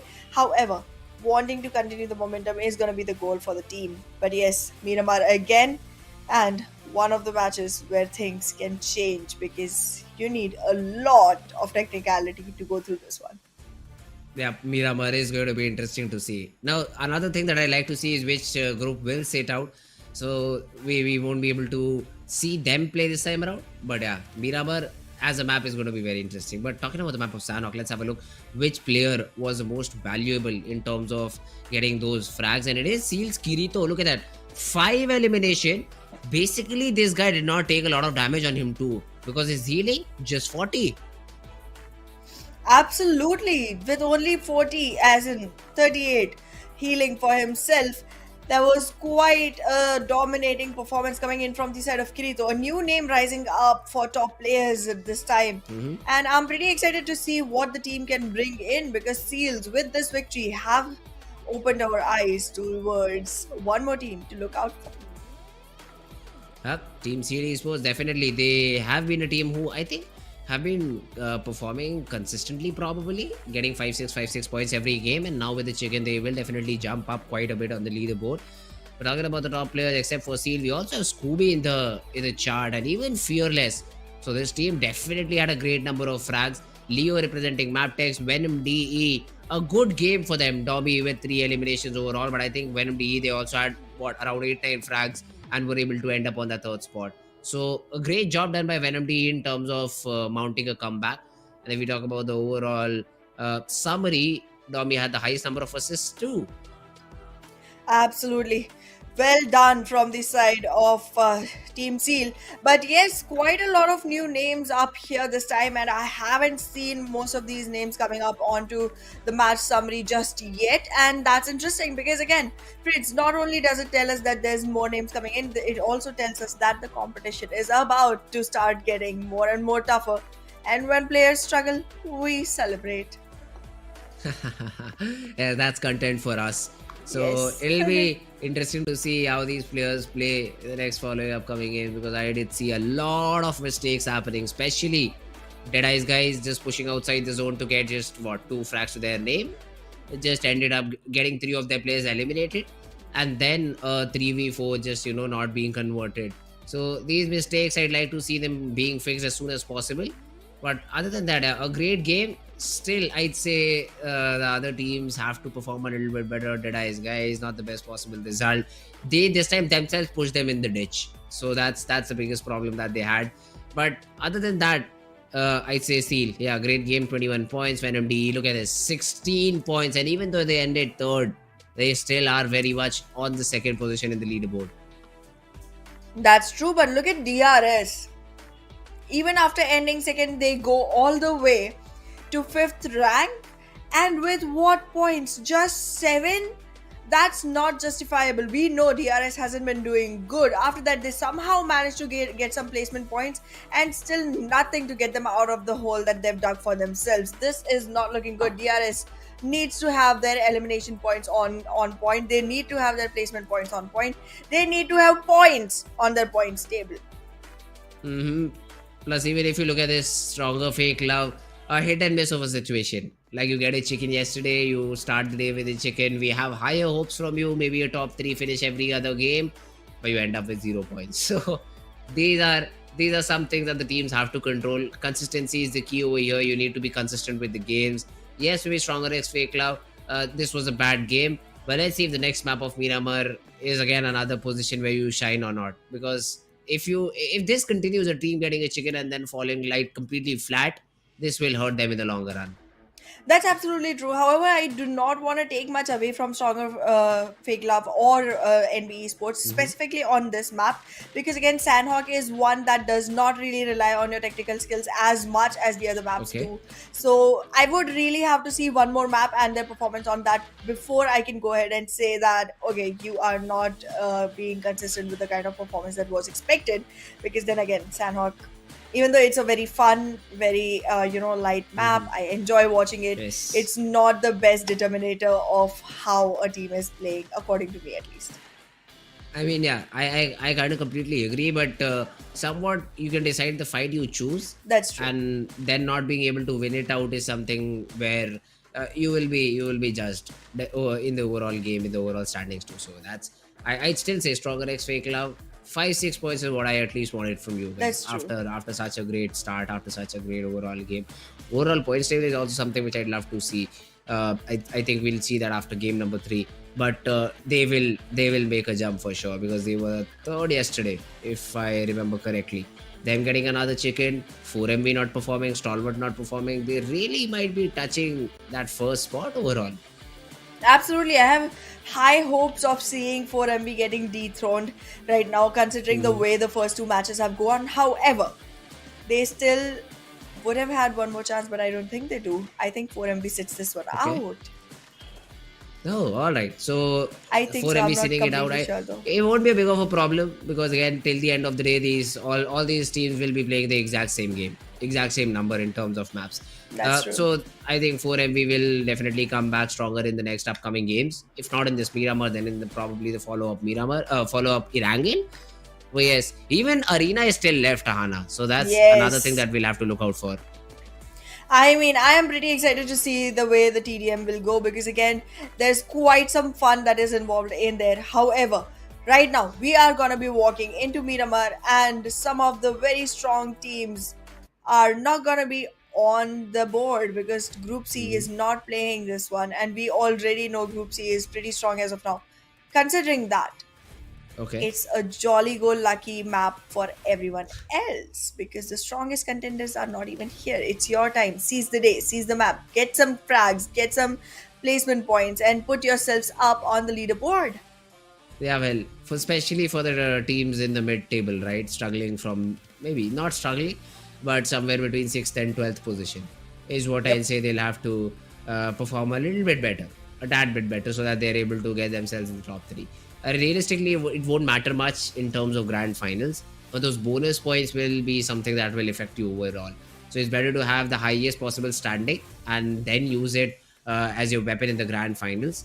But let's see if the teams are able to do that or not properly. Stalwart Esports again is going to be a team. I'm not sure if they're playing. Is Stalwart Esports playing in this particular map, Miramar? I think I they are, think they right? aren't. No, Oh, actually, they yes, yes, yes, they are. They are playing this one. They yes. won't be playing the next one. Yes. Okay, so then Stalwart Esports, if they are playing this particular game, then they have a really good opportunity to overtake 4MV and then maybe put a little bit pressure on 4MV and say, yeah, guys, we've already surpassed you. Maybe we've played one game extra, but at least we know that we have been able to maintain the lead. And if you're not able to do so, you will be the team that will be put down on the ground. Absolutely. As of now, this is a great opportunity for Stalwart Esports. It's a great opportunity for SKYLIGHTZ Gaming, for T2K. These three teams have been showing good performance, but now considering that 4MB is not going to be playing this one, they have an even brighter chance to go ahead and shine. I'm trying to see if SKYLIGHTZ Gaming is going to be able to squeeze any matches at all because they are going close enough but not converting just yet. And same thing can be said about NB Esports as well. However, NB Esports is slightly more consistent when you talk about performance. Mhm. Let's see, talking about the plane path, I started from Puerto Pariso, going all the way down to Trailer Park. Again, a plane path which will give you access to maximum of these cities, so that won't be a problem. But other than that, Stalwart Esports. Let's see where do they drop I8WO, Team CD Sports, HVDC, all these teams. Let's see if they're able to perform a little bit better than the previous time around. Well, let's see. There's quite a lot of teams that need to show us improvement and impress us just yet. However, considering that the plane path is pretty optimal, not going to be the best, but it's still not very bad either. However, most teams, because like going towards the northern regions, I consider a plane path that goes all the way from Junkyard through San Martin towards Monte Nuevo to be one of the plane paths that would be pretty optimal for teams. But yet, let's see. This time the circle. Oh goodness, the same run as yesterday. Are we gonna see Crater Fields keep staying in the center of the circle all through? Hey, let's see. If that's the case, Crater Fields will be a position that you'll have to go and check. So let's see Crater Fields how well or how important of a position that is. But for now, in terms of looting HVDC, southern side, probably southeastern. Yeah, you get the point. They are just trying to loot a city out here. Last year is completely being captured by IAWO. Drop clashes. I do not see much of those this time around. Yeah, it's gonna be hard to find drop clashes just yet because again, one, the most scary team so far on the server is not playing, so you do not have someone that's carrying a target on the back. Two, this is slightly a more important game for groups A through E except C, because again they have one good chance to actually convert things without having to worry about four big teams. So I feel like that's what the focus is going to be on, and hence not involving into any early fights is something that seems optimal. But yes, if you talk about the circle, however, there's quite a lot of teams that still want to play it risky. Seal is all the way in Puerto Parecio, but then from there, coming back in is going to be an early move that you need to start with. However, we've seen teams just disrespect the first circle like anything. That's true. And if you want to respect the circle after getting that early loot, you need to rotate inside the zone as soon as possible. So that's another thing that you'll need to keep in mind. In terms of loot, I'd say teams like King of Spades is what I'd like to see. What sort of loot or what type of loot do they have after looting those nook and crannies of ruins? Maybe they also go to Trailer Park. If you talk about Deathstorm and Faisal, they literally have not a lot of compounds to loot in. So they basically are living off of small areas. They just want to get the best possible weapons out of there. And if the timing is not correct, they also might just run into the place of NBeSports Sahana. So that will also be a troublesome situation for them. Trouble is going to be almost everywhere, and yes, running into NB Sports is going to be one which you want to avoid as far as possible. But so far it seems like NB Sports does have a very crucial position into the map, considering that this first circle has El Pozo right into the center of it, and NB Sports is in the periphery of that central area. This proximity makes you one team that everyone is wanting to take the position away from, but it also makes you one team that has a higher chance of winning that fight. Hmm. Stalwart Esports, though, this time on the minimap, I do see them around DRS. So, will there be a battle? Around T2K too. I mean, DRS is around T2K. Will we see a fight? All these questions will be answered very soon. Mabetex, though, they went towards water treatment. Volley even went towards Toria Humada. So these places have been a very interesting position to drop on. And now they are rotating from that northern part of the road, getting inside the zone, getting inside the circle, and then maybe, joining that battle. It will be interesting to see how this particular game goes. Absolutely, absolutely. So far, it seems like T2K is still gonna stick to Graveyard, just wanting to find out more and more vehicles. So every single teammate has one to rotate in. In the meanwhile, Seal still trying to find the best loot before they invest into any fights, because this is one match where you want to make sure that every single fight that you take is by choice and not by force. The more you enter into forced fights, the more likely you are to lose that. That's correct. But let's say for now, Sealy Sports, the defending champions, correct to say that of the previous game. But yeah, the map was different. So realistically, it would have been a different. It would have been stronger Faker Love. But they, I think so, are not apart. We'll have to check. Other than that, wait a minute. We do have a fight. Mabetex CMF Degree has been able to get that knock onto the player of Team Raw, but the answer back from Praveen is a little bit too strong as he's able to take down two. And Malik and Praveen both will be taken care of by DEADEYES CMF. So Raw Fish and they lose quite a bit of players, and the same thing will happen to the players of Team NBeSports as well. Akazi is trying to control the situation over here. Nova stuck in the container, will be buried right there. Oh, NBE Sports just capitalizing pretty well onto a fight in hands, making sure that the conversion is in their favor. Walking in with the nade right onto Leo, trying to convert one more, misses slightly, but Fistboy ready with his punches to blow. So far, oh no, get knocked down. Now, two players from the side of NB Esports are knocked, but two players from the side of Leo are completely picked off. It could be a beneficial situation if the fight can be rewarded well. A great cover coming in from the side of Akash, but he is spotted and then shot at. Kyojin and Mondo, the remaining two players, Slipknot, drop to very little HP, and the push happens from Kyojin. He does not find the pixel. Slipknot, he pops in the first hit, but has been reduced to very little HP in the very last second, will be taken down. And NB Esports, they will have all of their players surviving. Even though Mondo just burns onto his own body. Burns his own teammate inside the body, but the revivals will come in, and NB Esports. All these 4 frags flow their way, and they will have a lot of loot to just get off from the players of Team Leo Esports. Absolutely. This is one of those times where you celebrate because you have lost nothing and gained way too much in way too little. Yes, the players were knocked, definitely. Yes, it took time, definitely. But it was so early in the game. The confidence on NB Esports right now must be soaring heights. Every single player is surviving. Every single player is going to be able to find so much loot to their hands, to themselves, and then go forward, invest into more fights, and then rinse repeat. Hmm.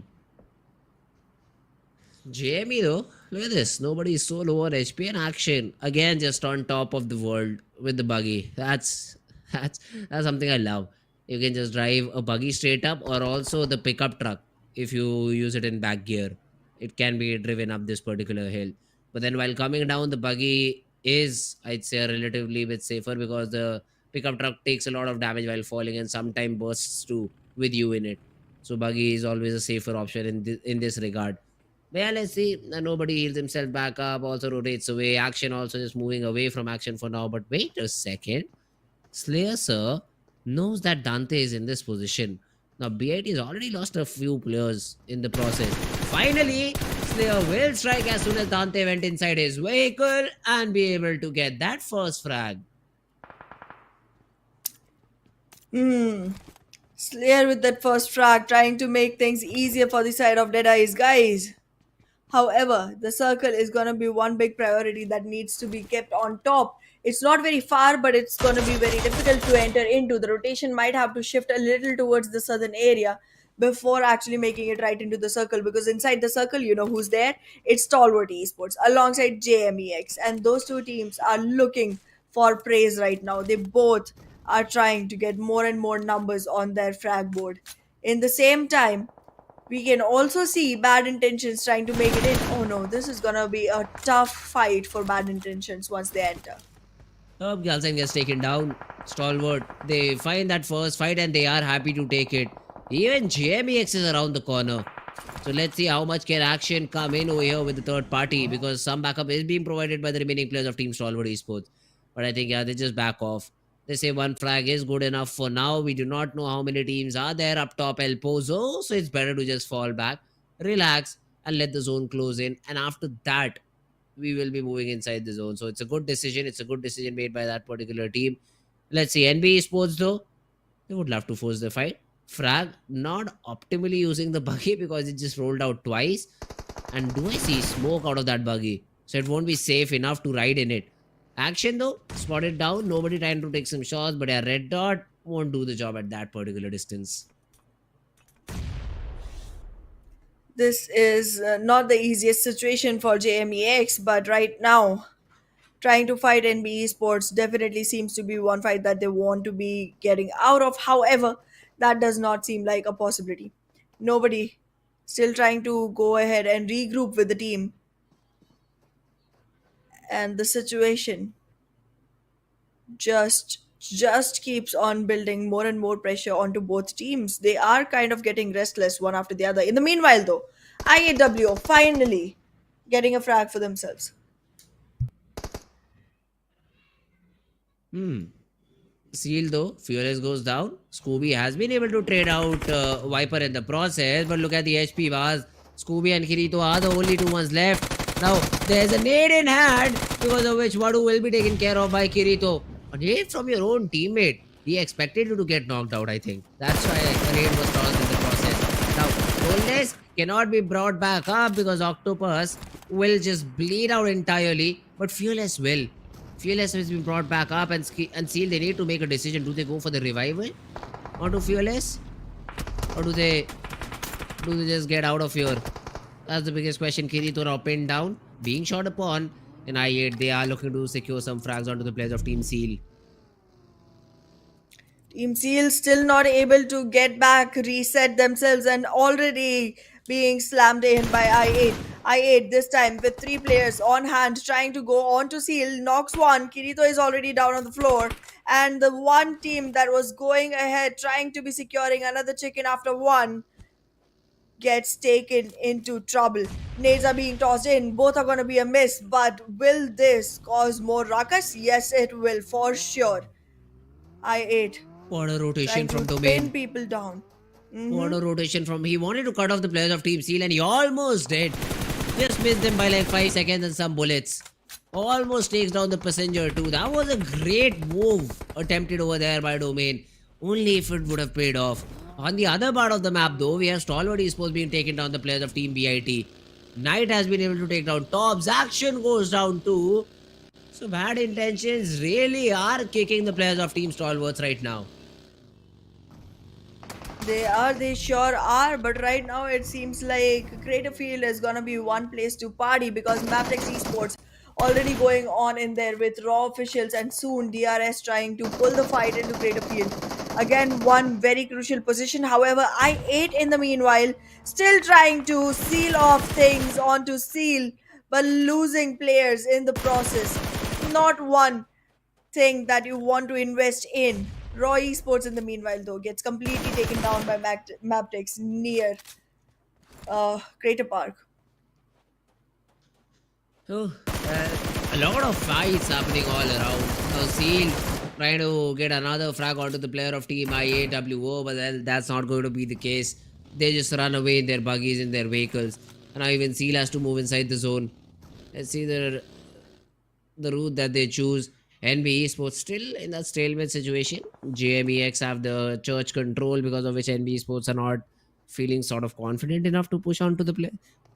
To push on the players. Yeah, well, whatever the reason is, JMEX still surviving, still sitting around that particular area.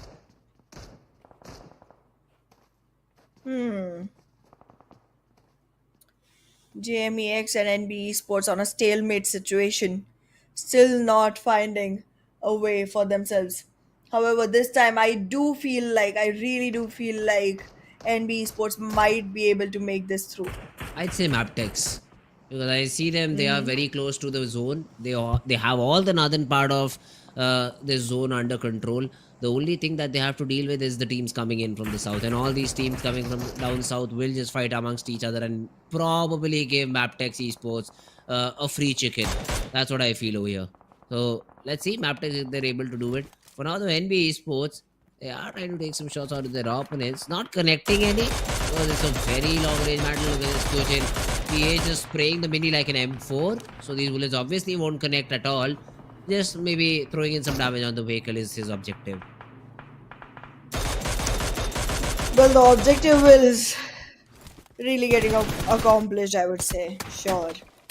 But yeah, in the meanwhile, Red Eyes guys already trying to put some bullets under this guys and make sure that Stalwart Esports is again left with only 2 men surviving. But don't you already know that's enough for them? That's all they want. That's all they need.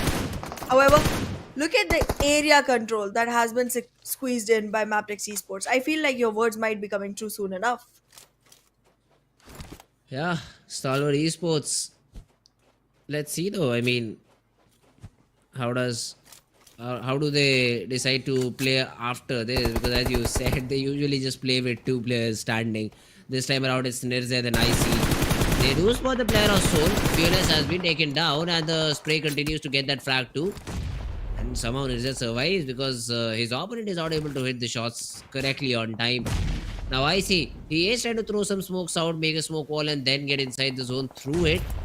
Let's see. I see just looting out too, just making sure he is able to reset before they start entering inside the zone, delaying as much as possible because Slayer Sir, he's literally right in front of them. So Slayer Sir can be a spoil sport, but so can nobody.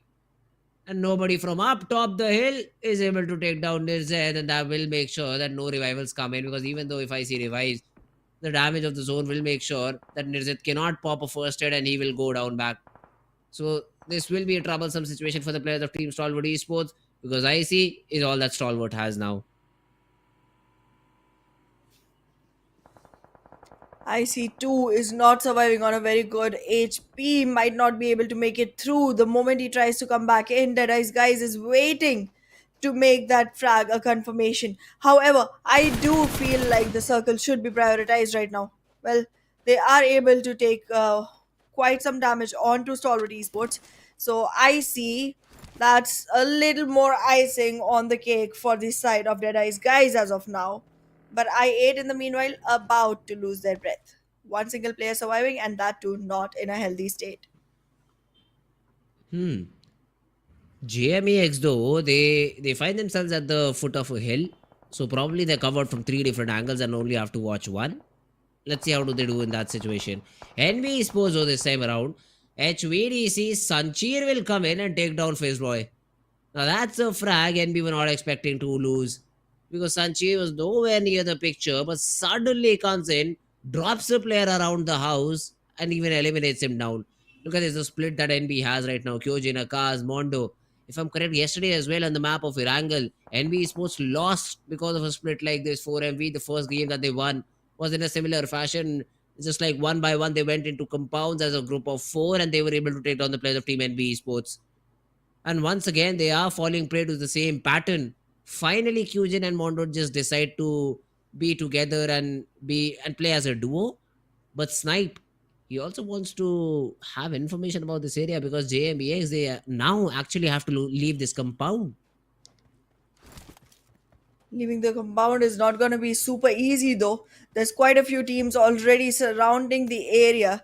JMEX on one side, you have Deadeye's guys on one side.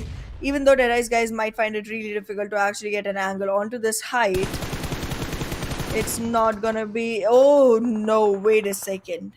That's some damage. That's some unexpected damage. Now let's see. Mondo is down. Kyujin is trying to run and provide some sort of support, provide some sort of backup over there. And Mondo will be able to, because Sus does not have an area to just climb up onto Mondo and get that frag. So NB Sports will be able to get that revival, but now the pressure forms on them, because Akash is responsible entirely for for whatever team JME does. Whereas Kyujin and Mondo would like to restrict the movement of players of Team Deadeye's guys now. Team Deadeye's guys. It is gonna be hard for them to actually even try and get back up. Even if they do, they have to face off against the JMEX, and JMEX will not leave that room open just yet. They might have a hard time if the circle favor does not stick with them. In the meanwhile, though, Kings of Spades trying to walk in from the northwest of El Pozo. Mabetex Esports following down on the same path, and DRS coming in from the north. All three teams might have a battle in hands, but after a while, it is going to be a cold situation for a long time. However, Creative Fields, the positioning on HVDC, optimal.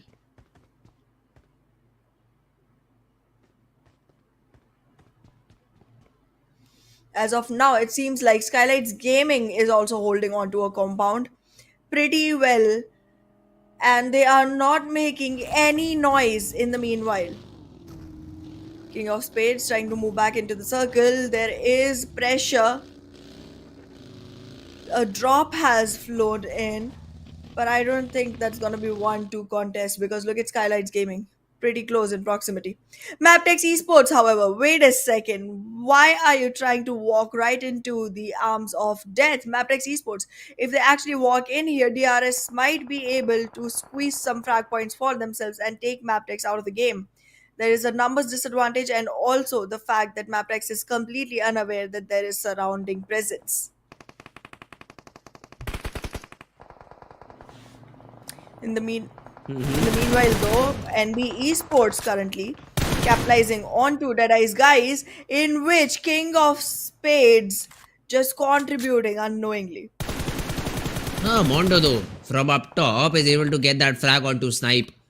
And now nobody feels the pressure. He cannot do much about it because he cannot climb up top before NBeSports knowing he's there. And yeah, he has been spotted down. Mondo needs to make sure he does not fall. That's the only problem NBeSports will have if Mondo falls. The Molly will flush away frag and there he goes out. JMEX, yeah, they're not moving forward anymore in this game. The only way they have to get inside the zone, they have to just run around this entire hill and hope the players of Team King of Spades on the other hand are not on the other end, are not on the receiving end, which they do not. And NBeSports will eliminate JMEX and get a couple of frags to their name. Alrighty.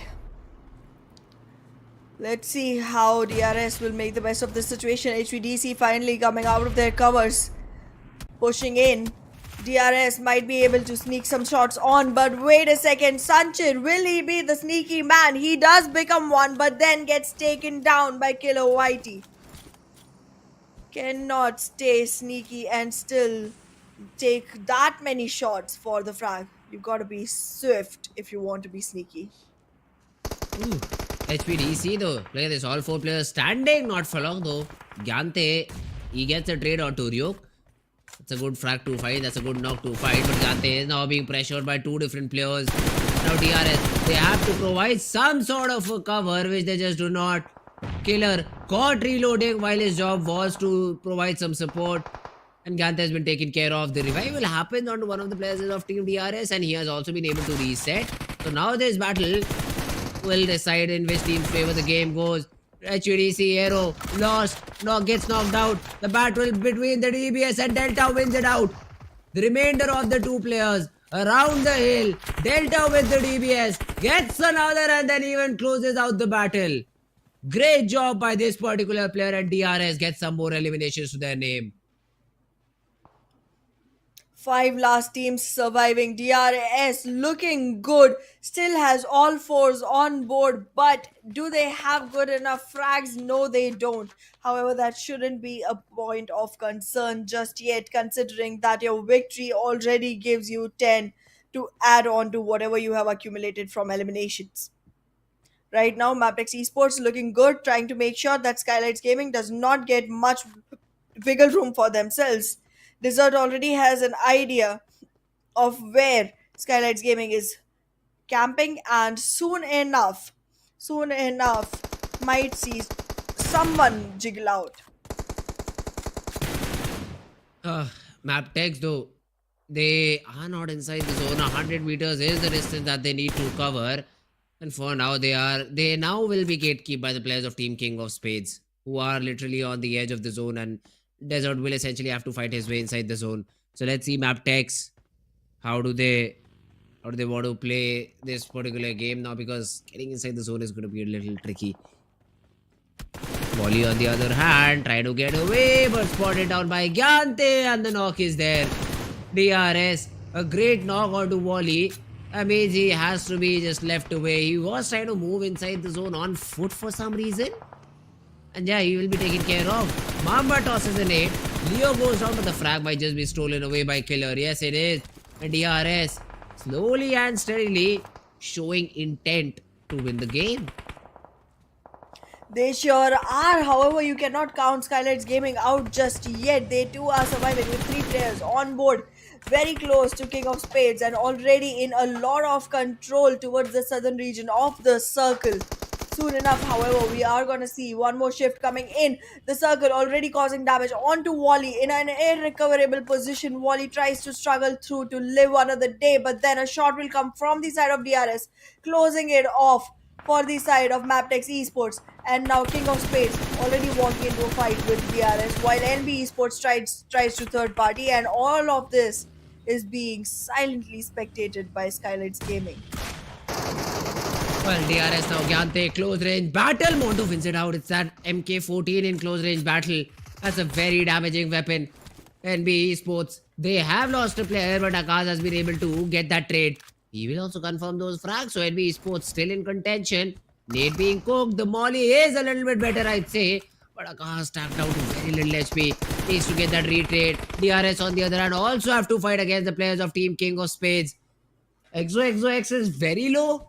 But I think Rules does not know this. Tosses a nade. It connects. No, it does not. It just bounces right off the back. Gyante gets taken down. DRS. They just one by one fall prey to two different teams and have been eliminated out of the game. And now is the time for SKYLIGHTZ Gaming to shine, because King of Spades is gonna be busy fighting on with NB Esports, and in this ruckus there will be a feast waiting for SKYLIGHTZ Gaming to third party onto. Even though they are having the greatest compound onto this area, but they are gonna be in tight situations if the circle does not favor them for long, because again, they are going to have quite some hard time trying to climb back onto the hill, because the height advantage is going to lie with NB Esports. All they have to do is wait and hope that NB Esports gets taken down before they have to contest the position. However, right now, Sekujin already aware of the situation, trying to make sure that he's watching both the angles, one after the other, and King of Spades waiting for the right shot, the right opening to make NB Esports a mystery, a history for this map. King of Space, this is the second time that they've performed better on the map of Miramar. I mean, till now they did not have a lot of presence. For the past few games, they have been performing great. Already 8 frags to their name and still putting up a fight against all these teams. Mondo down on the ground, and probably Mondo cannot be revived. Or is he? I think Sekujin is trying to run and get that revival. Yes, he will revive Mondo back up, and them being inside the zone will help their cause too. So, King of Space, even though they get that knock, it won't matter a lot. All of this MG3 dishes out a lot of damage onto Mafia Ninja. The knock is yet not there. A follow-up nade. If this connects, it could be a problematic situation, which it does. Deathstorm with that knock onto Mafia Ninja. Pressure all over the squad of SKYLIGHTZ, as this 9th zone will force you closer towards the center of the zone. Oh, the center of the zone still has SKYLIGHTZ Gaming in the heart of it, but now they are having a knocked player that needs revival. 3v3 situation already arising between NB Esports and King of Spades. Those two teams busy between each other, giving opportunity to No Fear to actually go ahead and capitalize, but the circle will move in on him and get him taken down. Now it's gonna be a very difficult situation for SKYLIGHTZ Gaming as well. NB Esports looking like the stronger team right now among the three, with every single conversion possible coming in from their side. SKYLIGHTZ Esports losing one more. This is not the optimal situation that they were waiting for. Yeah, well, NB Esports. Sekujin, he is just trying to survive over there. Mondo even patches himself back up. Now, the fight between KS and the players of Team NB Esports is the one I'm looking forward to. Because SKYLIGHTZ, for them to move inside the zone is going to be a very tricky spot, because they will be spotted by both these teams and shots will be taken down. Deathstorm gets a knock with a weapon and then a nade too. You know, that's a great way to find some openings, but has to just first of all convert this fight against the players of SKYLIGHTZ. He knows this very well, because of which he is just pushing on the right hand side. He will spot the player, and Mafia Ninja will fall down to him. Deathstorm, just like the Navy, is creating a storm of death. Got Mondo down. Weapon swap is there against an MK14. His M4 will be a little bit weaker in the close range battle. Mondo comes out on top. Of course he will. Even finishes off the frag. Brings it down to a 3v2. Advantageous position for the players of Team NB Esports, with the nade from Mamba. Gets one. The trade is there. Mamba, a 1v1. Akaze needs to come out huge. The nades, the molly, traded out. Akaze does not connect the nade. Mamba has that Thompson, so that 1v1 will definitely tilt in his favor a little bit, and he has some time to boost himself up to 100% boost.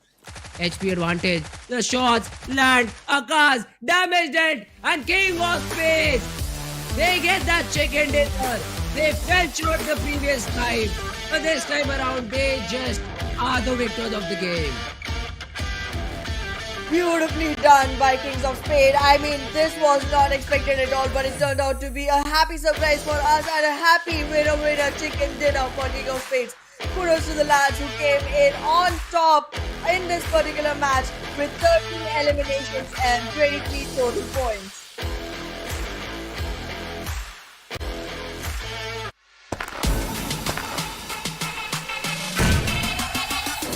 Make it clap.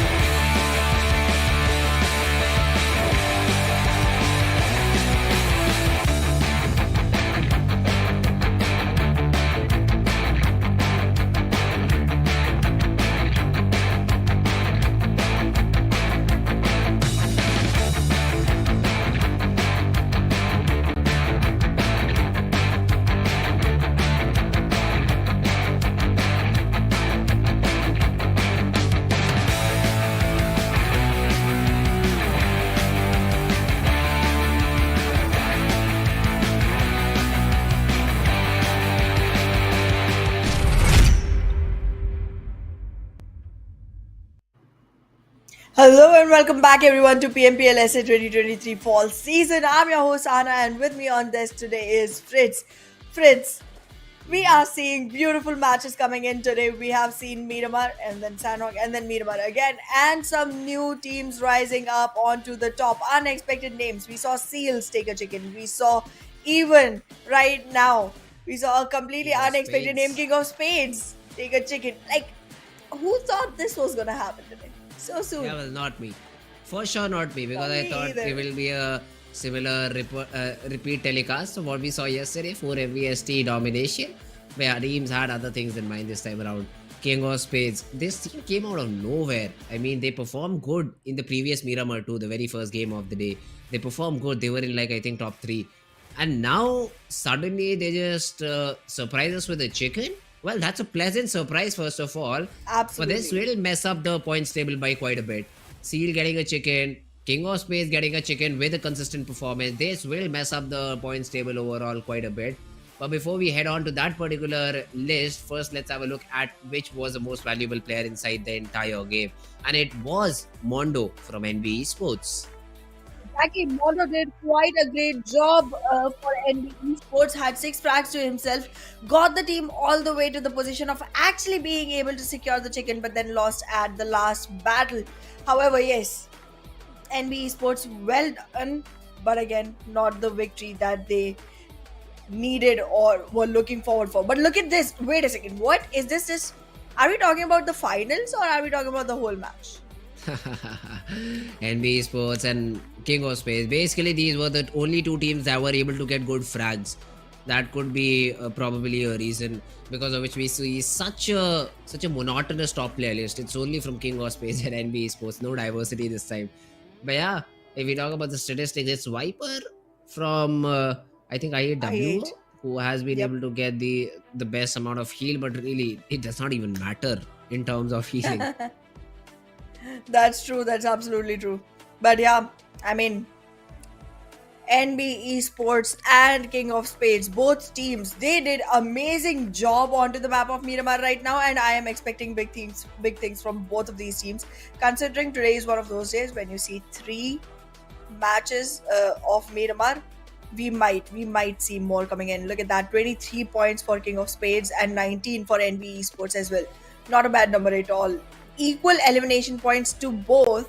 It's just the placement points that make the difference.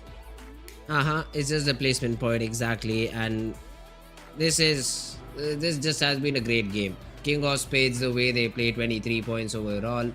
NBeSports was good shot for them, and I'd say DRS as well with 8 points, right? They at least might be able to just escape the elo hell of being at the bottom spot. If we talk about the other teams, Bad Intentions, XCMF, yeah, maybe they were able to get that 8th spot, but still not a lot of points. Leo Raw, ASL, T2K, these are teams which are not even able to open up their account in this entire game. 0 points. Yep, T2K after such a big victory yesterday now just comes in and does not deliver the same kind of performance. Still not, fulfilling the fan expectations from the viewers of T2K Esports support group. But yeah, I just feel like there's quite a lot of potential that we are still missing out on, because like HVDC, again one of the teams that performed really well, suddenly drops down and gets only 4 points for themselves. I'm still to see DEADEYES guys, Raw Esports and ASL DominationCrew actually go ahead and acquire themselves some spots. But yeah, King of Spades literally jumped all the way into top 5. Hey, I'm surprised to see 4MV is still out on top and they have maintained Yeah. their 6-point lead. But it's a close call because stronger FAKELOVE, they're just 59 points. They just have 59 points right now and are just 6 points away. NBeSports as well, good jump by them. No chickens for NBeSports and Stalwart, and still we can see them in top 4, top 5. Yep, both the huge mega dominating teams right now are gonna be the ones that do have 2 more matches left for the day. So they are gonna be ones to watch out for going forward. But yes, Mabetex Esports, I do have great expectations from this team all the time, but they are still to show up and get themselves any chicken dinners just yet. Same goes for JMEX as well. Also, DEADEYES guys. These teams, they are giving me hopes, but they're not giving me results just yet. Oh, yeah, that's correct. I mean, they definitely need to just give us some good games. That's what we want. Venom D, a team which was in the bottom 3 now, sitting on 14th spot. So that's a good jump too. I mean, it's all on back of 2 games where even though they were not able to get a chicken, they were able to get good points. But that's what we want right now, especially for the team on the bottom. They are just looking forward towards at least qualifying overall for the grand finals. It'll be tough, although, but let's see if they're able to make it happen out or not. We'll find out. We'll soon find out. But now is almost time for Yes. TDM. Let's take a look on how the schedule is going to be for the day, because one more time we got to remind our viewers, if anyone has joined new, we have already seen Miramar where Stronger FAKELOVE won, and then Sanhok where Seal won, Miramar where Kings of Spades won. But now it's time for TDM. Hey, TDM is going to be a fun game. I completely forgot between which 2 teams this match is going to be. But hey, first to 40 wins, the rules remain the same. Yesterday we did see a very passive approach from both the teams. And even though one of the teams won, it was just by 6-7 points. DRS were able to almost mount... Oh, sorry, DEADEYES guys were almost able to, mount a comeback. They were, although finally defeated. But yeah, a very slow-paced game. I hope for a fast-paced game today. I just want guns blazing, both the teams just going in and pushing and getting those frags. Yes, absolutely. But well, we'll find that out in the game itself, because the game is going to be pretty fun to watch. And this is single elimination. So whichever team loses. No more redos for you. It's going to be Seal versus Venom DE. Both teams struggling actually onto the main leaderboards. But now is a chance where they can actually go ahead and dominate. One of them will get to dominate. Let's see, Kirito has a cheeky angle. And even, Venom DE, they are also playing it out passive. So, exchange of nades, Riley brought down to very little HP, and Kirito managing to find that frag, although the trade is there from Krita. So, no early advantage given by any of these teams. There's just one each. We were trying to look for an active match. This is pretty passive. No aggression coming in from either side. Just trying to be very tactical onto a deathmatch. This is unexpected, but okay. I feel like soon enough we'll see them picking up pace, because there's just 10 minutes that you get to be at a winning situation in this particular mode of PUBG Mobile. But right now, Seal just trying to walk in onto Venom DE all the way towards spawn. Well, Seal took a little bit of a lead, but has been snatched right away, which just gets equalized once again. So, both these teams just playing it out around the containers. nobody is really taking care of warehouse, so that could be a point of exploitation from either of these teams. Finally, Deadeye's guys, they decide to just gather up on the left hand side and maybe take all these frags for themselves. Kirito, he could have taken down Rambo because Rambo was very low on HP, but now playing Ring Around the Roses won't survive for long because essentially the trade happens. Absolutely. For now, Scooby is gonna be a whole prey waiting to be naded on. But well, he just goes in and takes advantage first. However, sneaky angles from the side of Venom DE just take him down. This one takes Fearless, and now the position on Kirito. There was some trigger discipline that was being executed from the side of Venom DE, but it resulted in their own demise. So I guess, yeah, just discipline, not over discipline. Come on.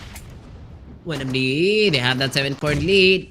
Let's see if they're able to maintain that or not, or will TNC be able to sort of mount a comeback. There's a level 3 West. If Scooby can jump and take it, it'll be good for him.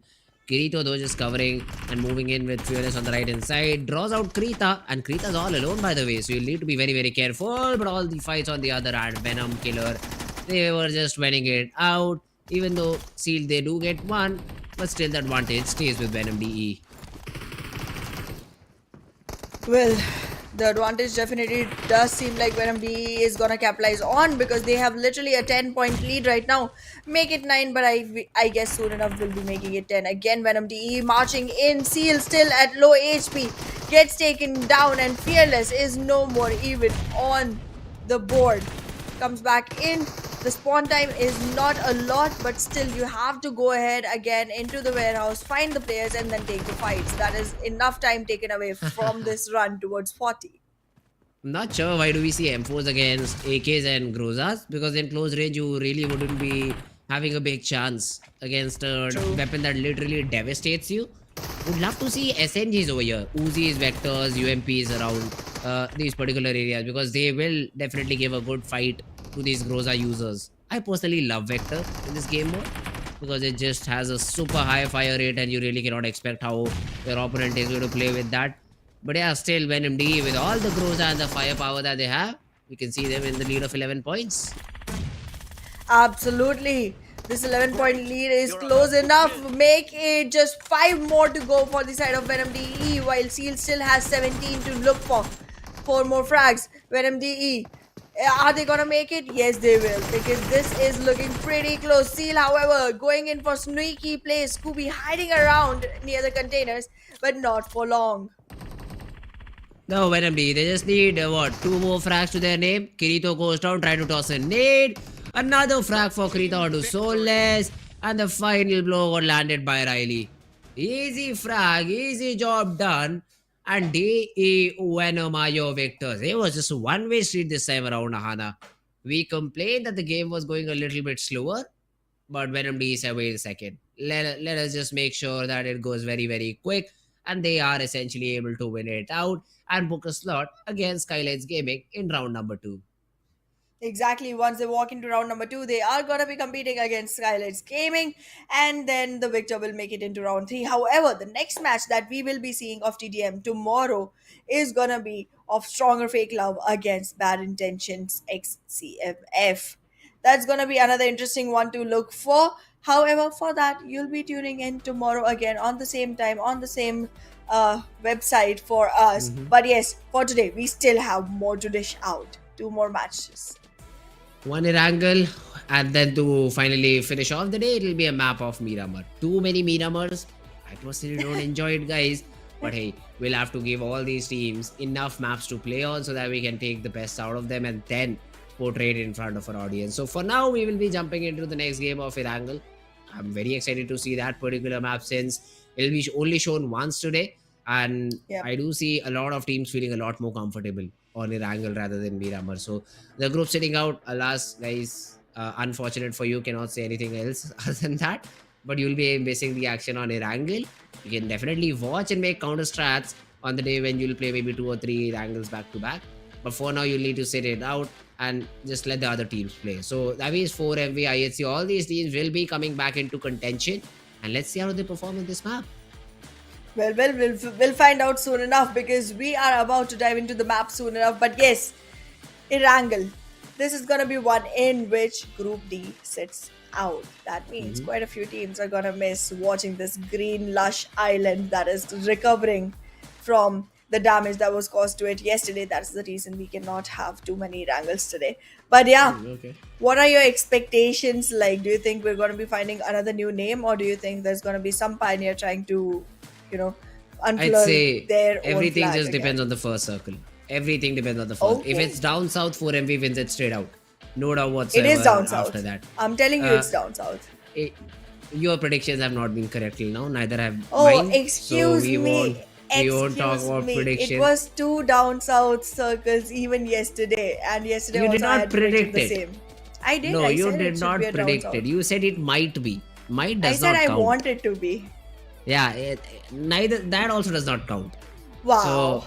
yeah, exactly. I want it. I also want this game to end in 5 minutes. Now, if everyone just dies in the next 5 minutes, it does not mean that my prediction was correct. It's not a prediction. It's just you hoping for something to happen. So that won't be All counted. right. And no, I don't think so it'll be a southern circle because hey, come on, we only get one of those during the entire game. But hey, let's see. We as soon as our producer asks for a prediction, we will be having some information to give to him at that point in time because he usually asks it after the first zone. But yeah, we will be jumping into the map of Erangel very, very soon.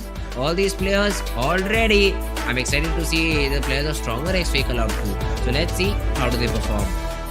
Absolutely. This time our plane is gonna be going all the way from Novorupnoy up to Suvarni. This seems like a good plane path for all the teams that like to be on the eastern side of the map, and north to south everything will be covered. Jojopol is not gonna be very far. You can glide onto it. However, Quarry, Primorsk, Ferry Pier, these areas are not gonna be close in range. You have to be very careful which poison you're picking as your drop spot because it's not gonna be easy. It's definitely not going to be easy at all. But for teams like Stalwart Esports, 4MV, this is a very favorable playing path. Maybe we'll just drop in. 4MV will go towards military base. We don't know where Stalwart Esports is heading. Probably towards the containers of Novorep because I do see a split drop coming Yep. in, and I see will be just going towards the houses around that city. Absolutely, and even 4MV is going to be going to their main location onto Sanhok military base itself. Milta Power being acquired already by Demo and his squad. Let's see. The western region towards the central map completely seems empty as of now, but I feel like there will be some moves coming in. But yes, I do want to see a southern circle one more time. I just love southern circles, and I won't mind if it happens every single day. Yeah, I predict this time. I predicted. Okay, I said it This even time on the I'll give it desk. to It you. is gonna be a southern circle. Yeah, yes, All right, yes. but yeah, well, then I'll stick with 4MV because this zone Yeah, literally shouts same. 4MV all over the board. We'll still have to see where the second circle moves because sometimes it goes all the way north and the main island is still in contention. But I really feel bad for especially Team T2K this time because they're literally on the opposite part of where they need to be. Severny Yep. shooting range, that's the split that they took, and the zone goes all the way down south military base. It's not going to be easy at all. Same things can be said for BITX CMF because I think Dante dropped in Stallbar. His teammates were looking to go towards maybe Kameshki, but now they'll have to just make do with the loot they get in Mansion or maybe move towards Shelter if they are allowed. But already, first blood being drawn, I think it's the player of Team Seal who has fallen. Exactly. But yeah, reiterating onto your point about T2K being on the opposite side of the map, if you remember yesterday, the one match that T2K did manage to win, that was on Sanhok, they were literally on the opposite side of the map. They were all the way down south, and the circle came out to be all the way up on northern region. And they were the first team to acquire the center of the circle. And I was like, wow, okay, all right, that happened. But yeah, so I don't doubt the ability of this team to actually come back into the circle. But yeah, I do worry about people on Stolber.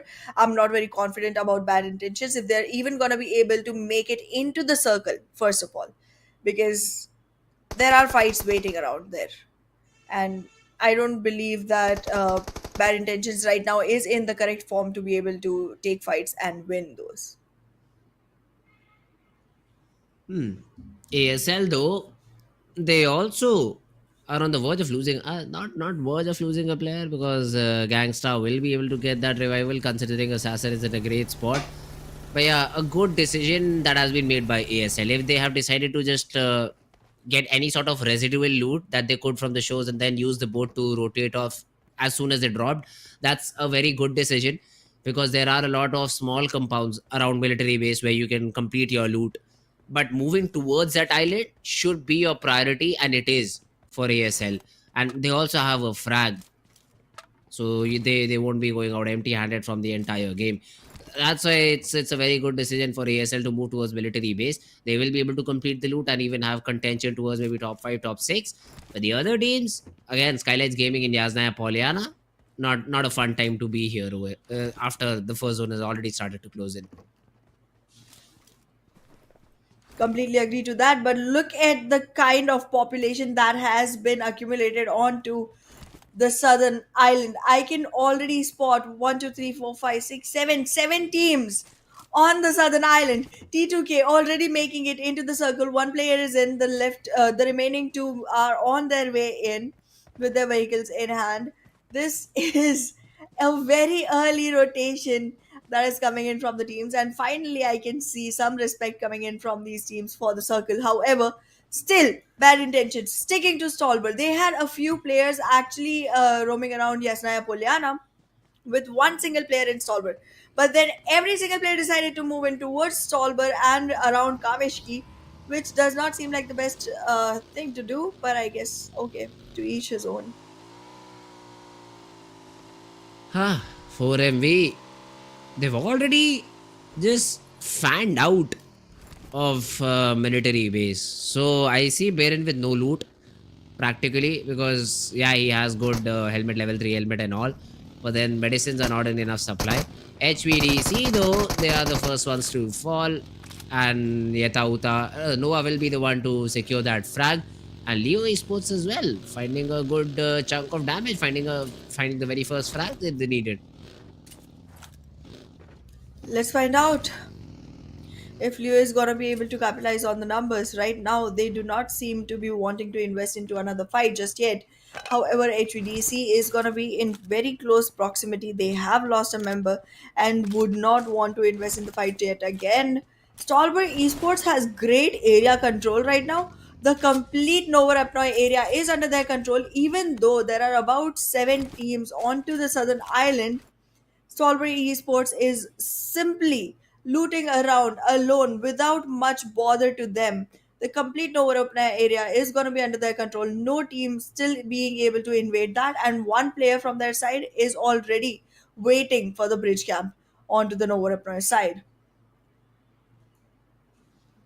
Well, SKYLIGHTZ Gaming, if we talk about them, as you say, Yasnaya, not the best possible place to be in. How do they rotate? How do all these teams rotate? Because most of them have already gone towards the military base island. Some have used water. Teams like IHC are literally stuck because there's a snake. There's a snake in the map of Erangel, surprisingly, and IHC are not aware of it. Krita, as soon as any player of IHC just comes up, he would love to take some shots, and already sees Alex and Godless in the process. But I think IHC have also spotted them down. So they are basically just cutting Krita's angle away. And as soon as they come up on top, they will have those nades. So even though Krita thought he was sneaky, he is not, and now under pressure.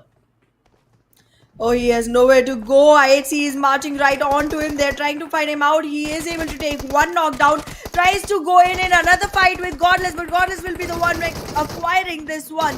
There is not as much damage towards the first circle, so that's going to be enough for Alex to actually recover. But look at the Venom completely annihilating IHC in the process. However, the survival of Zeol will make sure that at least 2 players can make it through. D Venom, however, still not out of the fight just yet. Nades being tossed left and right. Domi, a player comes in, but he's at least able to get that cover fire from Riley. Godless finished off. DEADEYES guys are the ones. Oh, sorry, D Venom are the ones who will finally finish off this fight. They did get a little bit of assistance from the players of Team ASL. But hey, IHC, They decided to rotate outside using the water. They did not nail the timing, and even though they are able to get some few frags, 2 frags to their name, wasn't enough for them to win the entire game. Absolutely, IHC, even though they have a chicken, that's about all they have. Every other game has been some hit or miss kind of performance. And in the meanwhile, Kings of Spades, the one that got away in the last one with the chicken dinner, is right now being targeted pretty heavily. And also, high voltage DC is getting taken down by 4MV in the process. Trades are coming in though, and HVDC might just be able to deal heavy damage to 4MV, considering this time a huge early rotation shifted onto military base. However, the second circle again leaving the complete northern island out of itself keeps both the bridges intact and has the southern circle in mind. Hey, but even Leo Esports has been eliminated. HVDC, they find themselves in a good spot and are able to take those frags out too. Now, they did lose Ryuk in the process, so that's going to be a difficult thing. And even 4MV, it feels like they are in trouble. I see only 3 players, and Baron is also knocked out, so 4MV essentially left with just 2. Is that the case? Absolutely, 4MV does need to go ahead for the revival, but is it gonna be easy? I don't think so because Sanche has his eyes set onto the reward, which is gonna be picking players off of 4MV. The shots are coming in, but there will be one more smoke being used. In the process, Rogue finds time to go ahead and regroup with Sanche, and these two players are gonna find their third soon enough. In the meanwhile, however, 4MV does get the revival done, and that's about it. Ah, Rig, only one bullet could have done the trick for ASL, but they're not able to connect that shot. Anyways, hitting a player on bike is very, very tough. And Rig will escape for now. Where does he stop to reset? Because this entire island is filled with a number of players. Also, do I see BIT and another team on the minimap trying to rotate towards Novo Repnoi with a boat and then coming out on main island? That's a big rotation. It sure is, and DE Venom alongside BIT are trying to go for it. Right now, it seems like BIT is still gonna be able to make it, but DE Venom in the process took some shots and made sure that it's not gonna be all the players. BITX lost one player in the process, and DE Venom still following behind with their surviving two.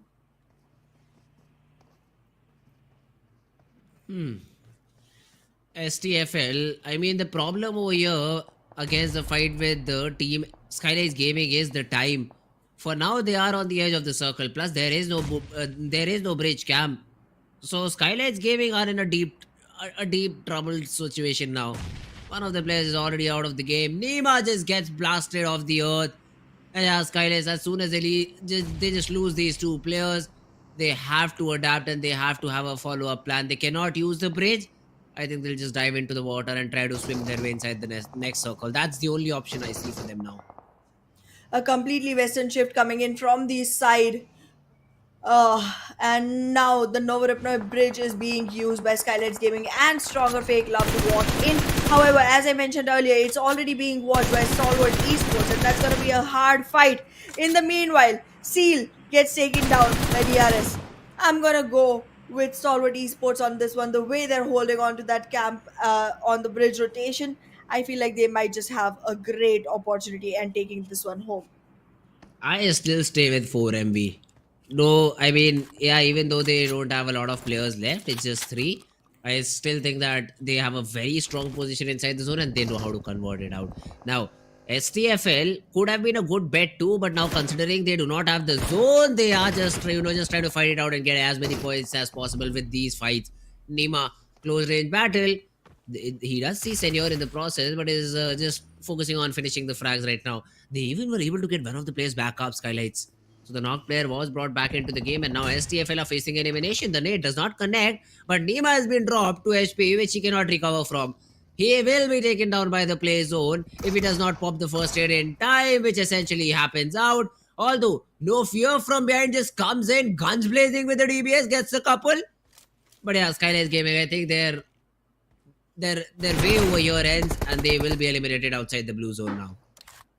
Absolutely. However, one more team needs to make it into the circle, and that is going to be Stalwart Esports. It's not going to be very easy. They have to stick to the shoreline to make it in because everything else is already occupied. That was a long time that they took to actually come back in, and look at how fruitless it was to actually go ahead and keep camping a bridge which wasn't even used. I mean, yes, SKYLIGHTZ and Stronger FAKELOVE were trying to cross through it, but they had a feud between themselves itself before Stalwarts could take any icing off of the cake. In the process, Mabetex Esports already finds themselves a spot inside the circle, and Stalwart Esports still struggling to find out the perfect rotation. Walk to the shore, guys. Walk to the shore. Stalwart Esports. They are now being just pinned down because as soon as they try to get in, they see Mabetex. Now they are trying a different route, they are trying a different place, but I'm not sure if they will be able to find success over there or not. Do not see any other team on the minimap though. It's only Volley who will try and contest and hold this compound. So Mabetex will need to just reach there and provide some support to Volley, or they can do that. Volley just uses his vehicle and runs away. Nima though from SKYLIGHTZ, oh, that's a bold move. He goes for the watchtower, has been spotted down, and Stalwart Esports could take shots on them anytime soon. No Fear as well joins Dima in that particular area. So SKYLIGHTZ from somewhere and somehow battling against the blue. They are able to get inside the zone, at least for now. They sure do, but SKYLIGHTZ, are they going to be able to make it further because they have only 3 players surviving? So does 4MV, so does Stalwart Esports. However, the numbers of frags are going to look good on SKYLIGHTZ Gaming as of now. ASL this time giving some promising performance. Let's see if they are going to be able to convert anything. All four standing with 4 frag points to the name. I am having high hopes from the team right now. In the meanwhile, however, Mabetex Esports still trying to get the rest of the players to regroup inside the circle because this shift has left Venom DE, and DEADEYES guys all outside the play zone. See, Stalwart Esports though, they've lost action while they were trying to rotate in. So they will be in a little bit of a tough situation. IC is trying to flush out the player of SKYLIGHTZ Gaming. No Fear has been spotted down. A nade and a molly being combined. No Fear will be in trouble. If the nade connects, SKYLIGHTZ will have to come and get that revival out too. There is a smoke that has been thrown in so that no more throwable, no more utility can be tossed in by IC in this particular compound. And IC also respects that thing, I think. Has a buggy, but the back tire has been already slashed off, so I don't think so he will be rotating anywhere anytime soon. The only thing he can do, hold and chill, and hopefully his teammate will provide some sort of a backup. Well, let's find out if the backup will arrive in right time because Stalwart Esports definitely has a huge gap between the players. There's a lot of distance that needs to be carried forward before IC can have any support. But in the meanwhile, SKYLIGHTZ Gaming has the support arriving right on time, about to march it into the compound, already making sure that they have accumulations of spots, and now using all utilities from the side of Stalwart Esports just to stall the fight from happening before the support can arrive. Now they see, IC, he will be in a tough spot because his HP is very low. Nirzed has already been taken care of, and Tops, he is far away, so he is trying to provide some sort of a backup, but cannot do once these players are already inside the compound and there are so many smokes around the corner. No Fear trying to secure that frag, but has been shot down. IC with the shotgun is reigning supreme, gets maybe another knock, but then has been taken care of. Topzo finally arriving to the scene. Nima, he is trying to spam him down, jumps inside the compound, connects the spam, but not on the final shot. Nima survives with 1, helps his team get 4 frags, and will be able to get his team back on their feet. Right now, Mabetex Esports might not have the best chance of their lives because 4MV is still trying to aggress in. However, DRS is going to be another problem that needs to be dealt with before anything can be done. A run over will come in, will be missed though. However, the frag will not be taken away. Mabetex Esports completely off the charts, and now it is just 7 teams surviving. Erangel is going faster than we expected. See, DRS still has a player surviving, and does Apex know about it? Probably not, but with this buggy run over that they have, these buggies are being used to just scout out information too. But now they'll have to move inside the zone. That's a bigger problem, I'd say. Getting inside the zone is never easy. But let's see 4MV if they are able to find a way in the zone or not. SKYLIGHTZ is the team that they'll have to beat if they want to probably take a compound. 4MV Baron spots out Delta, and with that, even DRS has been eliminated out of the game. Now, if you talk about the circle and the players already inside it, I see one team in the center. Clearly, cannot read their name, but fights are still happening between DE and between DEADEYES guys and ASL. Chari gets taken down by Slayer, sir. There is a Groza in the action. That means Slayer did loot the airdrop, and Precious comes over here, wants to provide some backup, but Slayer just joins his vehicle.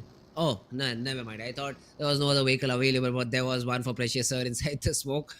But ASL, yes, they've lost one player. They will not feel comfortable because of it. Absolutely, losing players right now is not going to be the best situation for any team. However, the center of the circle is going to get capitalized by bad intentions, and with that, they seem like they are intending to win this one out. SKYLIGHTZ Gaming, however, also on the northeastern range of the circle, making sure that they have enough cleared out area to scope, with one player working on a split towards the main road.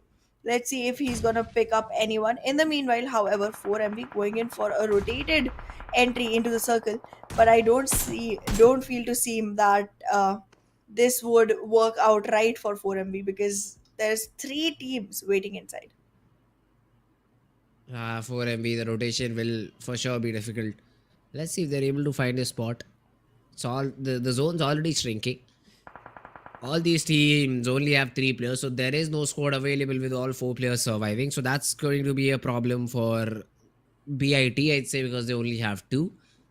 Now, DEADEYES guys, sus. He has spotted the players of 4F. He takes a little bit of shots. Dog, the attention will be grabbed. And why did Sus take those shots? I still cannot understand, because he still has to move inside the zone and now will be pinned by even ASL. But yeah, And let's also see by Sussex. Venom DE. How does he want to play it out? Let's see. Venom DE also trying to wait their chance into moving into the circle. There's only one player surviving, so they do want to squeeze in as many placement points as can be. Just want to make sure that the survival does not get hindered. So, gonna hold on to the location without much noise. Just waiting for an opening to be created for him to move back into the circle. In the meanwhile, however, DEADEYES guys aggressing forward with only 3 players onto ASL who do have more. But look at that. The knock will come in. Once the door opens, the spray will come in too. Not gonna risk that. Trying to find another way to enter into the house. But as of now, ASL unable to convert their shots. Oh, and they did not check the close corner, but it did not matter a lot. Because essentially 4MB comes out to help. And now they will help you by throwing nades in your face. The compound will be overrun. The mollies. Oh, it misses. It has connected onto Apex instead. Dog missing a molly, but it's good because it won't be able to take him down completely. DE, they have been spotted down. Baron tosses a nade, gets the knock, but Slayer with the counter knocks. Gets a couple, and it's all down to Doc. Now that molly really hurts, right? Now your mistake really hurts you. DEADEYES guys in a 1v2. Dog is trying to convert, just trying to make the most out of the situation. Spot it down, probably will be third party anytime soon, and SKYLIGHTZ might be able to get that frag to their name. Now behind the rock, has been able to get that heal back up, but the information is being relayed for Dog because one of their players who is still knocked out survives. Slayer sir tossing a few smokes, making sure that third party has been completely taken into account and taken out of the picture, but Doc still survives, and 4MV. Slim chance, little hopes, but let's see if they can do something about it. Nah, nothing, because Nima just comes and runs over him. Well, 4MV will get eliminated on the 5th position itself with SKYLIGHTZ Gaming, DEADEYES guys, Venom DE, and Bad Intentions surviving towards the last 4. None of the names that we expected to see come up on top right now. All 4 fighting for that throne. As of now, SKYLIGHTZ Gaming working in a 2-1 split, with 2 players going in towards south to deal with DEADEYES guys, and 1 player, Nima, sticking around to see if Bad Intentions is gonna give away the position just yet. Venom D is still holding on from outside the circle. Domi still waiting for his chance to invade in once things start getting better. Deadies guys, precious sir. Just looting out, making sure he has the reset available and SKYLIGHTZ as well. Yeah, for a second I thought SKYLIGHTZ was in a lot of trouble. But now they seem to be fine. The reset is there. All 8 frags inside the zone. What more can you want? It's just a 6 zone and we only have 9 players remaining. So it has been a very quick Erangel game. Now Precious Sir has been spotted down. Mafia Ninja trying to just throw in some shots. Take down Precious Sir. That's not the case for now because those are just pixel peaks. You might be able to trade out damage but not the knocks. Narima throws out a smoke for him to feel a little bit comfortable around the angle he wants to play. Mafia Ninja still scouting out the compound. DRS CMF, in midst of all these battles, just holding their compounds, just surviving. Survival is gonna be a hard thing to deal with right now. You do gotta dominate, not only live by, not only pass by, not only exist. Because these teams, all of them desperately needs more and more numbers on the board. Right now, frag points alongside placement points are gonna matter. And that's a tricky situation because you gotta make sure that you get into fights and win, but you also gotta make sure that none of the fights are dangerous for yourself. Which is hard to do, which is so hard to do. Because once a bullet is shot, that's done for. Your position is given. You cannot recover that information.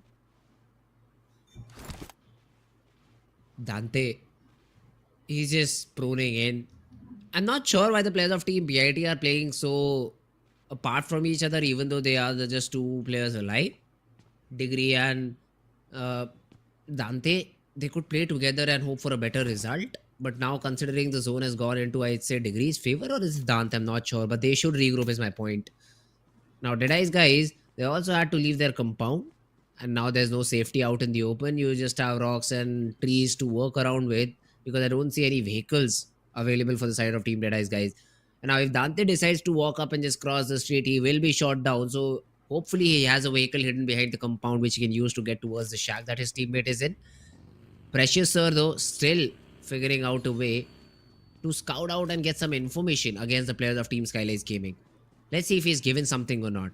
Deadies, for now though, they have been able to get inside the zone. Dante has created sort of a smoke wall that he wants to use and get inside the zone with, all the way up to Degree, and Degree has also thrown a few smokes of his own. Now this final smoke blooms out. There's no spam till now from any of these players, but a problem has occurred for Domi. His HP is very low. I don't think he has any more heals left, otherwise he would have popped the medkit or maybe the first aid in. But now will be spotted down. Sussex will land the shots, and Deadies guys will eliminate Venom DE. Venom DE off the picture makes it a 3v3v2 situation involving SKYLIGHTZ Gaming, Deadies guys, and Bad Intentions. I'm really hoping to see Deadies guys or SKYLIGHTZ Gaming or even Bad Intentions actually take a chicken for themselves. And now finally they are putting me in a situation where I can see that hope coming true soon enough. However, the jumps that will happen onto the leaderboard with this are going to be humongous, and that's going to be pretty beneficial for any team that makes it out of here alive towards the end. Right now, though, Bad Intentions completely in the crosshairs of Deadies guys might be the first team to get taken out of the map, and the final battle might announce between Deadies guys and SKYLIGHTZ Gaming. Sussex, he just tossing out a package, just giving some utility to his own teammate. Now, SKYLIGHTZ, they have pretty much idea about every part of the play zone that is available now. Some shots have been taken onto Nima, but they have to be considered, and Mafia provides backup. Degree has been taken care of, and I'm not sure why would you want to fire some bullets on a vehicle that's moving, and only when you have 2 players standing. Now, Deadies guys are also joining the battle. Slayer Sir just avoids the molly by a little bit, runs away back. It's down to only 3 teams where Dante is all alone now because Degree is down on the ground. Being able to recover Degree is not going to be a possible commitment here from the side of Bad Intentions. And look at that. Dante also being naded constantly. Soaks in a lot of damage, might not survive long, takes care of Degree, and now Dante is going to be the last man surviving, proning, roaming, trying to make Bad Intentions the team that came second. But no, that's not going to be a possibility. Every single person is right now having their sights set onto Dante, and Bad Intentions might just not survive long enough to see another fight initiate. Ooh. Yeah, bad intention has been eliminated. Now it's just down to these two teams and it's a 3v3. I'd say a higher ground advantage for Deadeye's guys, but because SKYLIGHTZ has fair idea about their location and Deadeye's guys don't have a lot of area under their control, SKYLIGHTZ could literally just pop out of thin air and just maybe able to get one or two knocks which they need to get in and maybe push out to the players of Deadeye's guys. Now Slayers are inside the buggy. Do we see some more runovers? That's the main question. Just gets out. Sussex outside the zone is trying to get the buggy back in. Now finally Slayer goes on to that exploration mission, finds a tree, finds a dip, I'd say, and wants to play around it. He is not facing in the correct direction because he just might get shot in the back. There's a nade that is being attempted on by Mafia Ninja. The first one lands but does not connect, and Slayer instantly quick enough to reposition. Repositioning is going to be quite difficult going forward because look at that, a lot of area scoping is coming in from the side of Deadeye's guys as well. No Fear walks out of the vehicle, tries to march in forward, but this vehicle is going to give way too much information to Deadeye's guys. However, that is not going to be enough because your aim has to be precise, precious, sir. This is not looking good. However, Mafia Ninja and No Fear have been taken out. It's a situation where it's a 1v4 coming in soon enough. A 1v3. Sussex. Or, yep. It'll be difficult. Mafia Ninja is low, but that nade needs to connect. Although Nima's nade will connect. 1 HP on the player. He will be taken care of. And that's the chicken they needed. Absolutely. A great victory coming in. Another unexpected name flashing onto our victor cards. And now the competition keeps on getting more and more difficult with this added winner chicken dinner into the pockets of SKYLIGHTZ Gaming. We are seeing another team showing up onto the occasion with 11 eliminations and 21 total points into the fourth match of the day.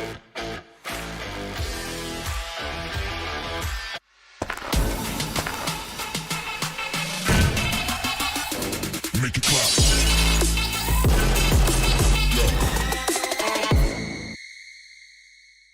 A new 1.6 by 1.6 kilometer map is coming to PUBG Mobile version 2.7. In this map, there are several energy zones where you can receive random attribute boosts, such as increased speed and health recovery. At the same time, lots of supplies spawn in the area. Be sure to grab them while you can. After finding all the supplies in an area, you should keep moving to find more supplies. The fastest way to move about is through portals. Go through one to teleport to the other side somewhere else on the map. After exploring an area, it's best to teleport somewhere far. However, it's important to note that there's a cooldown after use, so it can't be used too frequently. If you want to travel across mid-distances, be sure to take note of the updrafts on the map. Get close to an updraft to get lifted into the air. After reaching a certain height, you'll descend back to the ground. During your descent, you can freely adjust your direction to head to your destination. This transportation method is very handy for escaping dangerous situations. Another thing you have to watch out for are the volcanoes on the map. The lava erupting from these volcanoes can cause damage within a certain range. Be sure not to step on the lava, otherwise you'll keep taking damage and lose health. After arriving at a new area, be sure to search for exclusive crates. Approach them to get exclusive themed supplies. Apart from exclusive crates, timed airdrops are also a great way to get supplies, so make sure to keep an eye out for the countdown timer on the minimap. It indicates when an airdrop is about to appear. After the countdown ends, a crate with amazing supplies will rise from the ground. When this happens, there will surely be many enemies vying for the crate, so make sure to lie in wait beforehand and evacuate quickly after grabbing the supplies. If you get injured when going for the supplies, go to the recovery point indicated on the map. You'll be able to heal there. Just run into it to fully restore your health and armor in an instant, just like with teleporting. The recovery point has a cooldown after using it. It can't be used again until the cooldown ends. If the battle gets too intense and you find your teammates eliminated, you can bring them back within a limited time at the towers located on the map. The towers also have cooldown after being used. Each player can only be brought back by a teammate once. Players that have been brought back will directly respawn near the tower that was used without having to jump back to the battleground. Hurry and join your friends in the fight for victory.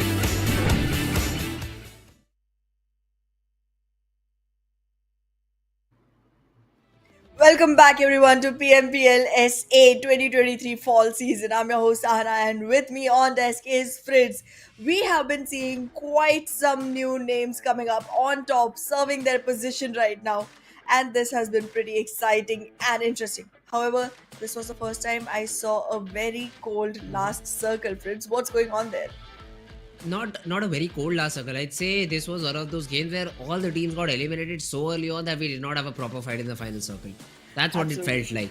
Because 4 teams, 6 circles starting, it's only 4 teams remaining. That's why the end got a little bit too weird. And teams got enough amount of time to, just clear out everyone. Otherwise, Bad Intentions would have also gotten a chance if the time was right for them. But yeah, for some reason, Dante steps up, tries to get that frag, just ends up eliminating his entire team. And then a 3v3 that essentially went into the favor of Team SKYLIGHTZ Gaming. Honestly, it could have gone either way, but the way that DEADEYES guys played around it did not pan out for them. But at least a good game. I mean, they get good points from this particular game. Of course, we'll have a look at the points table and everything in the following graphics. But yeah, overall a great game of Erangel. A South Zone, again, not fair for most of these teams. Surprised to see 4MB not making the most out of it. They lost one player early on and then got third party. Decided to push out to the players of Team SKYLIGHTZ, I suppose, and were not able to win that battle. All because of one mistake that Doc made of that molly. Because if that molly went into the inside the particular compound, the players would have just flooded out one by one, and they could have just got those frags. That did not happen, because of which an easy chicken for SKYLIGHTZ Gaming. Exactly. However, the MVP for the game has come in from the side of DEADEYES guys. Sussex Sir with 5 eliminations and 637 damage makes it into the MVP list for the day. However, the top players will have a lot more players joined in with Sussex Sir. It's gonna be No Fear, Slayer Sir, Dog 922 and Delta XX. Doc has been there for 4MB for a very long period of time. I mean, we'll also, I think, see the overall top fragging list from these 2 days, and I'd say Doc would be a member of that. But yeah, overall a great game this time around. 4 different players, 2 players from DEADEYES guys. I mean, DEADEYES did have a great game in terms of number of elimination. So would love to see if they are able to topple the players of SKYLIGHTZ in terms of elimination points or not. And even in terms of total points, because the difference will be 4. I don't exactly remember how many points did SKYLIGHTZ Gaming get.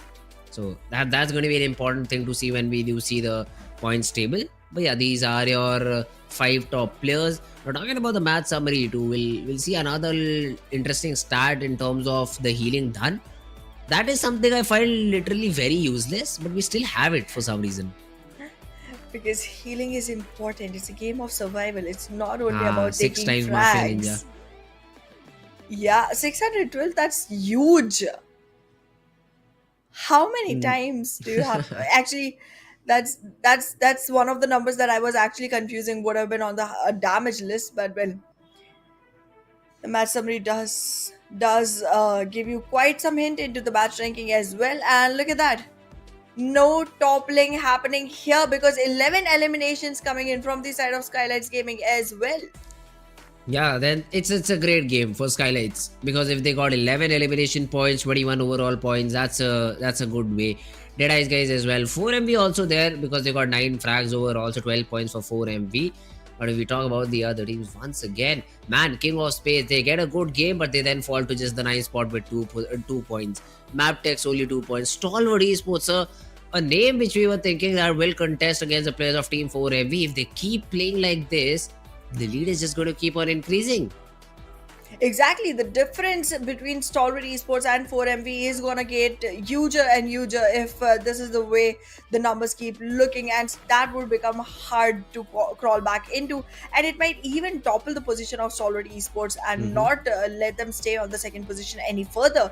So very careful is what Stalwart Esports needs to be. And I guess today is the last match is one which is going to be sat out by Group A. So I'm not sure if Stalwart Esports will get to have one more chance. I think this was the last match that they got to play. Oh, alright, so that means Stalwart Esports won't be playing this map of Miramar, and there'll be another opportunity for 4MV to increase their lead. Well, that's something that Stalwart Esports would definitely kick themselves in the back. Not a good day for Stalwart Esports. Probably they will perform better tomorrow. But for now, even the players of Team STFL, I'd say, stronger FAKELOVE, only 1 point from that particular game.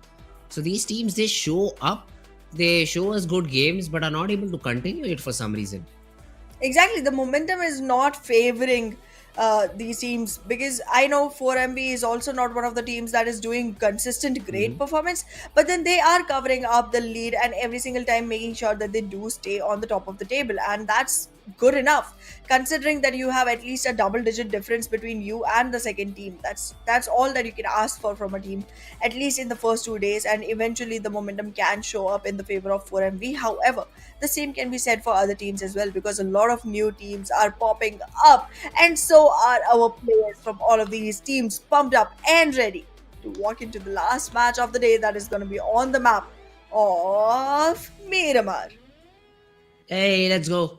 Final game of the day. Final opportunity for all these players to show what they have got. All of them are ready. NBeSports on the top left corner seems like one of the players is just exercising. Probably following his teammate and say, yeah, bro, you rock me. I'll just exercise. I'll make sure my fingers are all warm and ready so that I can use them properly and get us a chicken. Well, all the way from right over El Pozo until right below El Azhar, the plane players who want to go to Parezio or Los Leones to actually make it to the top spots. I'm not seeing many teams actually contesting for Minas del Valle or Valle del Mar or anything on the southern island at all. So that's not going to be much worry for anyone. Chumasera might be populated by at least a couple of, but I'm not putting my bets onto that either. But yeah, this time, Stalwart Esports, as expected, is not going to be playing the game. So, again, a great opportunity for teams to actually come back in. However, I am not finding them to be that strong a team anymore as I was yesterday. Huh, okay. Let's see. For now, the drops, I don't see any sort of clashes. KS still go towards their ruins and all drop. Just a split between ruins and probably Trailer Park, whereas Deathstorm and Faisal have just found themselves just corners of the map, surprisingly. So I do not know how they just managed to get so good loot from these spots and then convert it into a chicken. But hey, it's working, no problem. They say around the circle has gone all the way southwest. I'd say 10% of the area, the hills on the left are literally unclimbable. So basically, that area is unplayable. The other cities like Valle de Mar, Minas del Val, Chumacera now become surprisingly viable because you can maybe take a vehicle, drop there, go there, get your loot, and because the circle is somewhere around that particular spot, you won't have to rotate in after the second circle. Absolutely, you might get a great advantage right now if you choose to go towards Chumasera, Minas del Valle, or Valle del Mar, and that's going to be one huge advantage going forward. However, I'm not going to count Los Higos out either, because if you were to take the bridge, go on to Los Higos, acquire some loot from there, go on to prison Minas del Sur, that's like a complete island all for yourself. The first circle does not even do as much damage. We all know that you are going to be able to make yourselves come back into the circle soon enough. And during the second circle, make your way through the Valle del Mar Bridge and again get back in. However, I think that's one of the moves that only a person like me would make, who's more interested in loot than fight. But our teams are not like that. They want to pick people off, so not gonna go there. None of them Mhm. gonna go there. Hmm. Yeah, well, no one drops in that particular spot, but stronger X Fake Love, they will be in an early fight against the players of DE Venom. And while DE Venom have been having some good games in the previous few times around, this time it's a very difficult start as Bekujin draws the first blood. The first blood has already been drawn, and the Venom not looking good right now. That early in the game, if you're losing players, and look at the HP on Riley, like that low HP is gonna be dangerous to work with. But yes, some healing is being done, but the slamming is also on its way. Stronger Fake Love already investing into the fight with full commitment, trying to move in, trying to find out the positions, shoot at the right spot at the right time, take two more players down. Refuse, doing a great job for Stronger Fake Love. Good shots, and they are able to get those 3 points. It's only Domi who survives now, who will, yeah, obviously just run away from here because that's a good decision. You know that you've already lost the fight, so let's just play for position points if you can. But again, another good start for Stronger Fake Love. Do they end the day with a bang just like they did yesterday? Might very well be, might very well be. We would never know until we see the end of the game, or we would not predict until we see the prediction time come up for us, because I don't want to predict some team that just vanishes before we even get the chance to actually have our predictions written down. So yeah, nah, Mm-hmm. nah, not doing that. But yeah, I will jinx someone though, because that's how it works. Every single time we pick someone, that team just Uh-huh. starts falling off. That has been the case. But let's see if it is again this time or not. Because I think so. If we ask for my prediction, I'd go with STFL. I really feel the way Oh, that they've same. started will help them overall. But we'll see. Whenever we get asked, whenever the prediction asks in, I'll just see who is in the center of the zone. I'll just predict them. I'll I'll play it very Nice very tricks. safe. But yeah, IHC Montenegro, no problem. Easy drop, easy loot, easy rotation too. They really don't need to even rotate for now. But whenever they do, I'd say easy rotation because they're near to the center of the zone. JMEX might just run into them, bump into them, and maybe get that early fight. But let's see. I think IHC, considering the position that they have, they seem to be ready. I am worried for KS, King of Spades, all the way in ruins. Still trying to collect loot. Finally looking for vehicles. Might be able to move in soon enough. But SKYLIGHTZ Gaming is already in El Pozo. Soon enough, I am expecting them to come towards the main road as well. Trying to pick off KS. And NBeSports is also already very close to Faisal from the side of King of Spades. What is even happening? Why are the players so separated from the side of King of Spades? I mean, I get it. You got a chicken. Does not mean you're going to be able to single handedly fight off teams, because right now, most teams have all fours online. For now, I think they're just focusing on their rotation. So Faisal basically is their scout who will give information to the remaining players of Team KS, and according to that, they will drive around however they want so that they are able to find some good space. Faisal finds a compound, calls it clear, the remaining team comes out. But yeah, the problem is now they will have to see a lot of rotational clashes. I do see ASL as well. I do see NBeSports using the same road. So Faisal will be isolated for a little bit period of time, but it's all out of the remaining players of Team KS to show us how do they reach this player and reach this particular compound that Faisal is holding right now. I don't think it's gonna be very easy, because two teams literally between KS in a sandwich situation. And for once, the sandwich situation is much harmful for the bread itself. Like the surrounding players, the players of KS itself are on much dangerous situation. But look at that.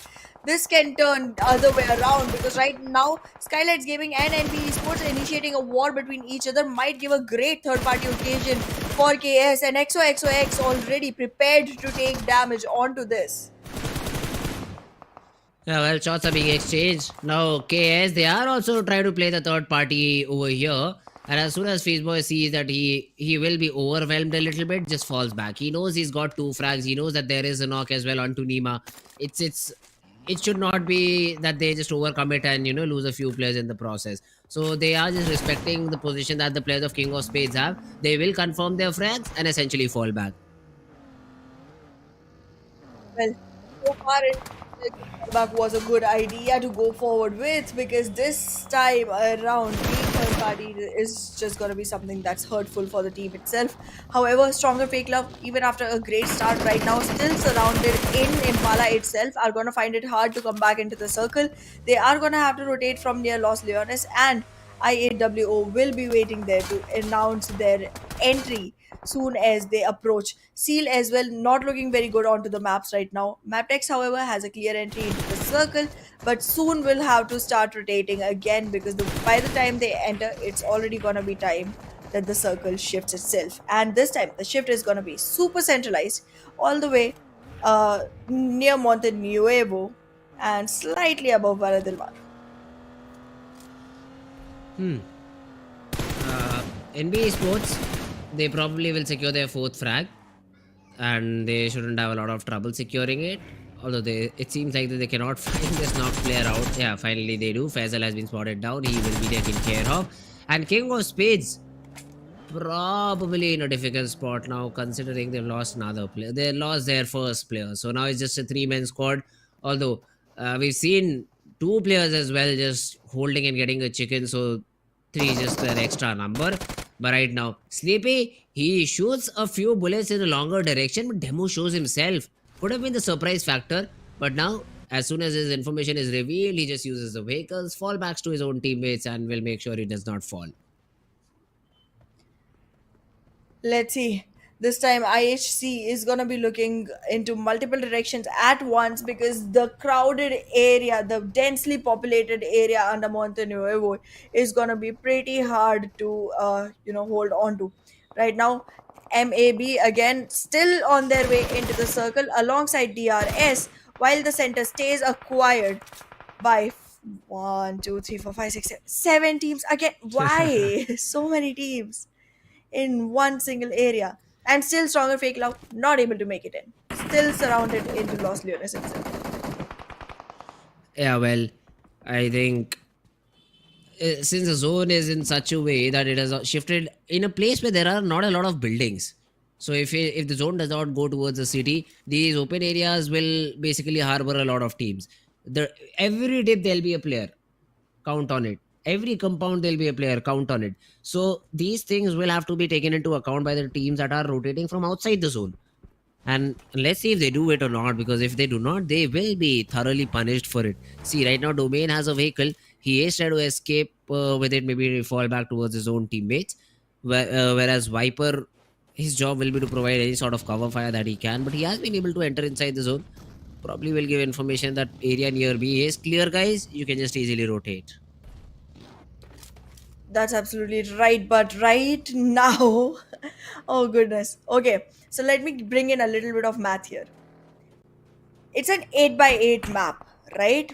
Out Hmm. of that, currently it's a 2 by 2 area in which the circle is. Okay, and in this area, there are 15 teams inside the circle, and the last one is on their way in through Chumasera. Seal is trying to make their way back in as well. This is huge numbers, and the circle is shifting all the way towards the southeastern area. And Chumasera is going to be one of the areas that still gives you compounds to live in. And in that area, we see 4MV trying to make sure that the compounds are under their control. However, they're unaware of the positioning of Seal that is trying to walk back in behind their backs, and T2K that are walking in front of them. In the meanwhile, though, DRS is staying busy with their fights against raw officials, which can be third partied by JMEX at any moment. ASL and Roya, this fight will be interesting, but if it has to break out, I don't think so. Either of teams are interested to take this battle. ASL would, maybe because they have that higher ground, they have that height advantage against team raw official. But looking at the position that raw official have, they are just sitting inside a compound. They're not even peeking around the windows. So yeah, they really are avoiding that particular fight. The another side of the play zone though looks a little bit empty. Even now, after the circle has already shrunk, Chumasera will be an important city. But this third zone, as soon as it gets defined, that's the place I think where we'll see a lot of fights happening. Let's find out. Let's find out. Right now, I just feel like we might finally be able to see 4MB take their chicken for the day in this match. What do you Okay. think? T2K. They do not have a Okay. team to worry about. They have a team to their south. I think it's King of Spades. That Yep. that might use the Landrilla side rotation for them. I don't think so. They'll be running down that steep hill that there is in front of it. So T2K essentially have to just worry about who is in front of them. And considering the position that they have in their circle, the next circle is also going to favor them. Even if though it goes completely north, they have a lot of wiggle room around them. So that's why I'd say G2K will be my prediction for this particular game. And let's see. I mean, 4MV also has a decent spot, but they'll have to worry about Seal. They also have another team on the right hand side, T2K as well. So 4MV seemed like a dangerous choice to me.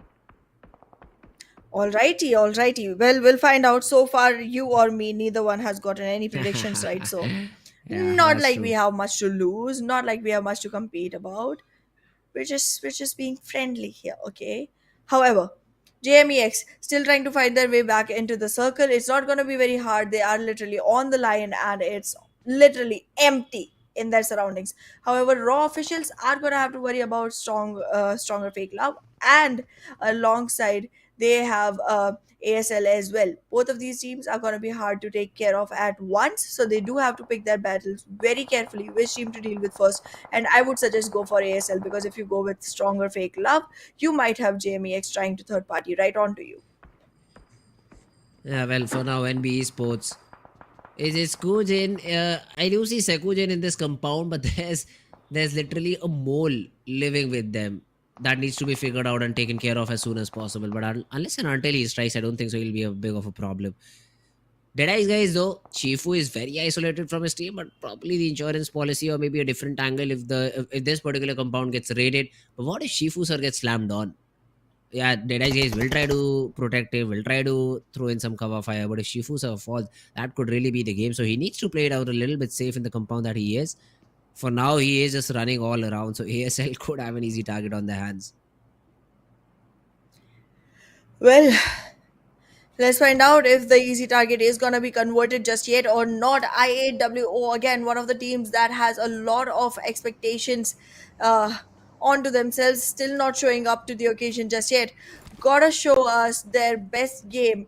And now they are going to have an opportunity on their hands with DRS and Deadeyes guys, both in proximity but not yet so close enough to actually go ahead and third party them inside their battle. In the meanwhile, stronger fake love right onto ASL, walking into the compound, trying to make sure that the building is under their control, bring in a complete bus, and now walking in with all 4 UMPs. The early battle, Chari, he is trying to connect some shots. Hasn't been able to do so. There are nades coming in from behind, but what? Refuse. It looked like he was not aware that there's a player in that particular area. Now ASL have that double advantage. Chari spots the player down. Trying to take some shots. It just does not connect. STFL in a very tough spot. Assassin poking a nade. Has that opportunity. Tosses it out but won't connect. Will deal a little bit of damage, but that won't be it. And STFL, the players are slowly and steadily bleeding out. The first frag will be confirmed. And before Ventfil could even toss a frag, one of the players has been taken care of. Absolutely, and in the meanwhile, SKYLIGHTZ Gaming has also stopped breathing for now, for today. They have retired at the 16th position in the last match of the day. But however, stronger fake love trying to come back into the game. Is this gonna be the play that makes them victors of this one? Wendy, the last one standing, still trying to fight this off. I am not sure if ASL is going to be easy to deal with, because right now there are a couple of players still trying to march right onto Wendy. Assassin very close in proximity. Drops down to the ground just to make sure that it's hard to spot him. Assassin. He has to be the person he claims to be, has to silently get some frags, because ASL as well, as soon as they get third party, there's not much you can do about. Now, Raw official, they understand that there are at least 2 teams in this particular compound, so they need to be very careful about how they move, but they're losing players left and right. Sneaky goes down, who was supposed to provide oversight, and now Raw official, they will be in a stronger position. Prabin gets that knock onto Assassin, and ASL one by one, they lose players. Gangsta might just be able to finish that frag if he wants to, but not for long. Because Jiggle comes in with the DBS, gets that final frag, eliminating ASL out of the game. Raw officials 3 frags for themselves, and the one fallen comrade will also be recovered soon enough. However, in the meanwhile, Mabetex Esports also got sent back to the lobby with only 12 teams remaining on the boards for us. This is not the best situation, because again, we are yet only entering into stage 5, and the area is huge enough to accommodate the number of teams that remain. Currently, the position for Seal looks good, but Seal has only one single player. So that position, even after being a good one, cannot cater to any needs of victory. Neither does the one for DE Venom, because DE Venom right now is also surviving on a single player. I feel like IHC and T2K might be great contenders to reacquire the position held by DE Venom. In the meanwhile, 4MV still trying to stick on to the remaining buildings inside the circle of Chumasera region. Ooh. Let's see though. Stronger X Fake Love. They also get eliminated They had 4 eliminations to their name, so that's one silver lining. At least they got 4 points, but were not able to end the game with a bag. DRS though spotted by I think DEADEYES guys. Some shots have been taken onto them, but none of those land. Aim practice. DEADEYES guys, aim practice. Shifu sir, Precious sir. Now using those buggies to enter inside the zone and maybe fight it out against Delta. But bear in mind, he has a Groza to help him out. And the Groza goes, and drops the first one. Shifu taken down on the ground, needs to follow up onto him. The nade comes in but won't land onto Delta for now. Shifu sir, down on the ground, even IAW will come in the battle, join it and probably provide third party to the players of DEADEYES guys. Oh, nice nade coming in from the side of DRS. Not gonna convert just yet though. Following on onto Shifu sir will make sure that the frag is confirmed. Shifu sir still trying to survive inside the smoke.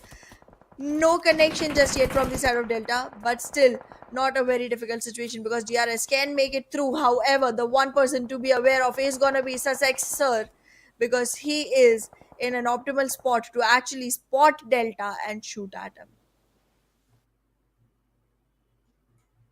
DRS though, they are able to get that reset on the edge of the zone, have to move inside. One of the players at least has to. But DEADEYES guys, Precious sir will be given the revival. Soulless on the other hand gets a knock on to Turulav.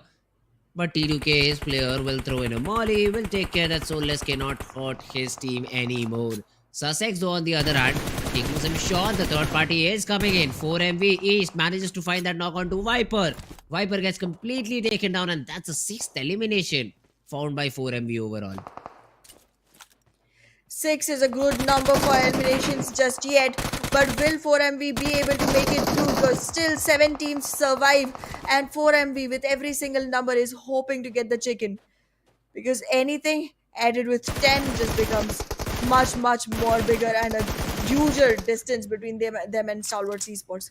Right now, however, 4MV will be able to secure another 8 frags to the name and not a single player lost. And yet we are to see 2 of the players invest into the fights. In the meanwhile, though, DRS and DEADEYES guys finally comes back into action. And in that again, 4MV trying to take a piece of the pie with that third party frags coming in. It's all down to Precious sir and all down to Gyante I think on the DRS side. 1v1, Gyante has a shotgun but the spray is good from Precious sir. Has 20 seconds to get those revivals too. So I think he will be able to bring both their players back into the game. Although they'll have to make a mad run inside the zone which will not be easy at all. But let's see how do they go about that. 4MV versus T2K. This is a fight. Doke has already gotten up close and personal with the players of Team T2K. Let's see how does T2K respond. They have the zone. Whereas the players of Team 4MV do now. They have to push in. Although 4MV, the advantage that they have, the two players have a different angle onto this battle. So Doc could be a surprise element. But I think T2K, they are just withdrawing from this position. They probably want to go in a little bit more deeper. But Turulav, the only player from Team T2K who is still sticking around. Well, it's not going to be very easy for Turulav to actually make it through because XMPL is very far away to even come back into the picture and support. The vehicles have been picked up. T2K is looking for support, but on the other hand, 4MV already has theirs in hand right now. 4MV trying to make sure that this rotation does not happen because if T2K has all 4 members on board, that's going to be a tougher fight to go forward with. Why is T2K forcing this battle? Look at the position that one of their guys has. They can just hold that position and play for the chicken. Instead, they want to gatekeep the players of Team 4MV. Hey, be my guest. Third parties is what you'll get. Now, Malik gets that first knock onto the Precious or on the other part of the map. Mondo, though, is just running straight towards one of the T2K guys. If he continues on the same path, he might be able to get that one frag because the T2K players are completely distracted. Jin, now let's see if he takes that fight or not. Rig resets. Doc could be in trouble. The nade lands, but Doc moves in time. Apex, Baron, and East, they are the ones who are trying to provide some overwatch to Doc over here. Rig makes a mad run to cross the road and somehow is able to get there in time. Right now, it seems like the smoke screens are going to be good enough for 4MV to actually make it through with no much noise coming in from the side of Doc. He is going to be able to surpass this damage, but for how long? Because the smokes are running out. Finally, one more comes in, making it easier for Doc to surround himself and relocate with the group. But in the meanwhile, XMPL gets taken down. A lot of damage being dealt from the side of NBeSports, making things easier unknowingly for the side of 4MV. However, Mondo trying to pick up fights left and right with whichever team he can set his eyes on. This is slightly unstructured, but if it is working out for you, go for it. Mondo, he still will be able to reset and get some good picks for himself. Now let's see T2K. 3 players surviving. A very bad decision, I'd say, that they made to fight against the players of Team 4MV, and now they'll have to just justify it. Look at this. The only player who is inside the zone for T2K will now be pressured by the players of Team 4MV. There is a vehicle that is now moving towards him. That Baron is in. He's tagged up a little bit. Can he be taken down? Yes, he can, but that's from Sekujin. Now 4MV also lose a player. They'll be in a little bit of a difficult situation now. Absolutely. Will this be one victory that NBeSports has been consistently showing up for? Because they seem to be having a great chance of taking this one home. Great position, great opportunity. Nobody surrounding them to actually get in their way. However, Raw Officials is going to be the first team that they should be dealing with in the process, while T2K and 4MV try to manage themselves into the circle. However, the slamming comes in from 4MV and NBeSports tries to redirect the attention right onto Baron. 4 players, all 4 on the feet, ready to fight, but will taste defeat. Yeah, of course. I mean, T2K, they should be easily able to get this fight. But they only get 1. And Rick gets completely eliminated because he's run over by Apex. Turula still has an angle on this battle. He could still play the spoil sport over here, but has to move inside the zone, so that is something he is prioritizing right now. Mondo though spots the player from Raw Official, takes him down. Praveen behind the red, so he might be able to get that revival. Malik jumps out ambitiously and will survive for now. Well, this survival is continuing, but for how long is going to be the question, because this is not about surviving anymore. There's a lot of players on every single team. This is about winning now. The survival point has already passed, but will they surpass it and reach the point of winning? No, they won't, because 4MV, they are getting taken down one after the other by T2K. Finally, the fight they were supposed to win, they will win. But the numbers on T2K don't look good enough for them to actually take the chicken dinner home. Mollies will come in trying to make sure that the cleanup is done clearly onto 4MV. In the process, T2K getting attacked by NBeSports from the other side. Yeah, that's the end for T2K. That's it. That's what it seems like, because these nades will mark the end of this last remaining player. Unless 4MV can do something about it. Yeah, well, the nade, both of them connect and Mondo will have the final laugh, and T2K. All because of their own mistakes, they've lost this. They had a great position inside the zone. For some reason, they wanted to gatekeep the players of Team 4MV, and they will have to pay the price for a hasty decision. Now, NBeSports, if you talk about them, 14 frags overall. What a game of PUBG Mobile that they've been having. Absolutely, 14 frags is a good number, and going forward, you are gonna be looking at breaking the old record of 17. But let's see. Right now, 4MV with only 2 players surviving, stuck right between Raw Officials and NBeSports. Both the teams trying to make it through in some way or the other. NBeSports has their eyes set on both the teams, are going to be using utility to take 4MV down because the position is completely known. There's going to be another molly coming in. Baron is done for already, and this slam in onto Apex will be another benefit for the side of NBeSports, securing their position at least onto the second forward. Wait! Another nade comes in, making it dangerous. And right now, if you're reading the kill feed, this is the point where Raw Officials should be marching in, slamming in onto NBeSports, while a couple of players still try to seek revival. And they do exactly that. The vehicles are ready and roaming in. Sekujin, the first one to fall, and now Akaza has to win this duel, has to win this battle, but drops inside the smoke, just having some cover fire and jumps back up. Gets that knock, falls back away. He knows that Raw Official will need some time to reset, but Sky spotted down. He also goes down. Raw Official had such an advantageous spot, but now they've lost it. They've lost it. Akaz will be subjected to a nade, but will dodge it out. Will throw a one nade of himself and will drop down the last player of team. Raw Official to very little HP, although Malik swings back out, gets that knock. Praveen and Malik, these are the two players surviving for Team Raw Official. Now let's see how much can they do. Praveen wants to have a different angle onto this battle, but the knock player will give away his location. Oh, the location reveal is gonna be hard for Praveen to deal with because there are 3 players standing from the side of NBeSports. Even though the HP is low on Sekujin, it's still a distraction that has to be dealt with. Praveen gets nades, tossed onto him, one after the other, takes a lot of damage, gets Malik eliminated completely, no information for him, and that's gonna be the last elimination coming in, making the victory for NBeSports. The one that wasn't even supposed to be there. This was so injustice because there was such a big opportunity for Raw Officials to actually go ahead and acquire this, but NBeSports just goes ahead, acquires the stage and acquires the victory that they've been waiting for since day 1, finally at the end of day 2. Look at what they've got over here. 20 eliminations. God damn, man. 30 overall points from just one single game. And they are able to eliminate literally everyone on the server. 20 eliminations, 30 points overall. This will definitely help them all overall in the standing. Yes, as you said, NBeSports, they were playing consistently. They were getting some good points from every other game, but chicken is what was missing from them. And they finally achieve it in this final game of Miramar on day number 2. Absolutely beautifully done by NBeSports. A great game, one that was to be made into history.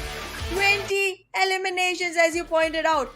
Beautiful numbers up there. We were already waiting to see if 27 was going to be crossed, and here it is. 30 is the number that has been acquired by NBeSports. And now for commercial vibes.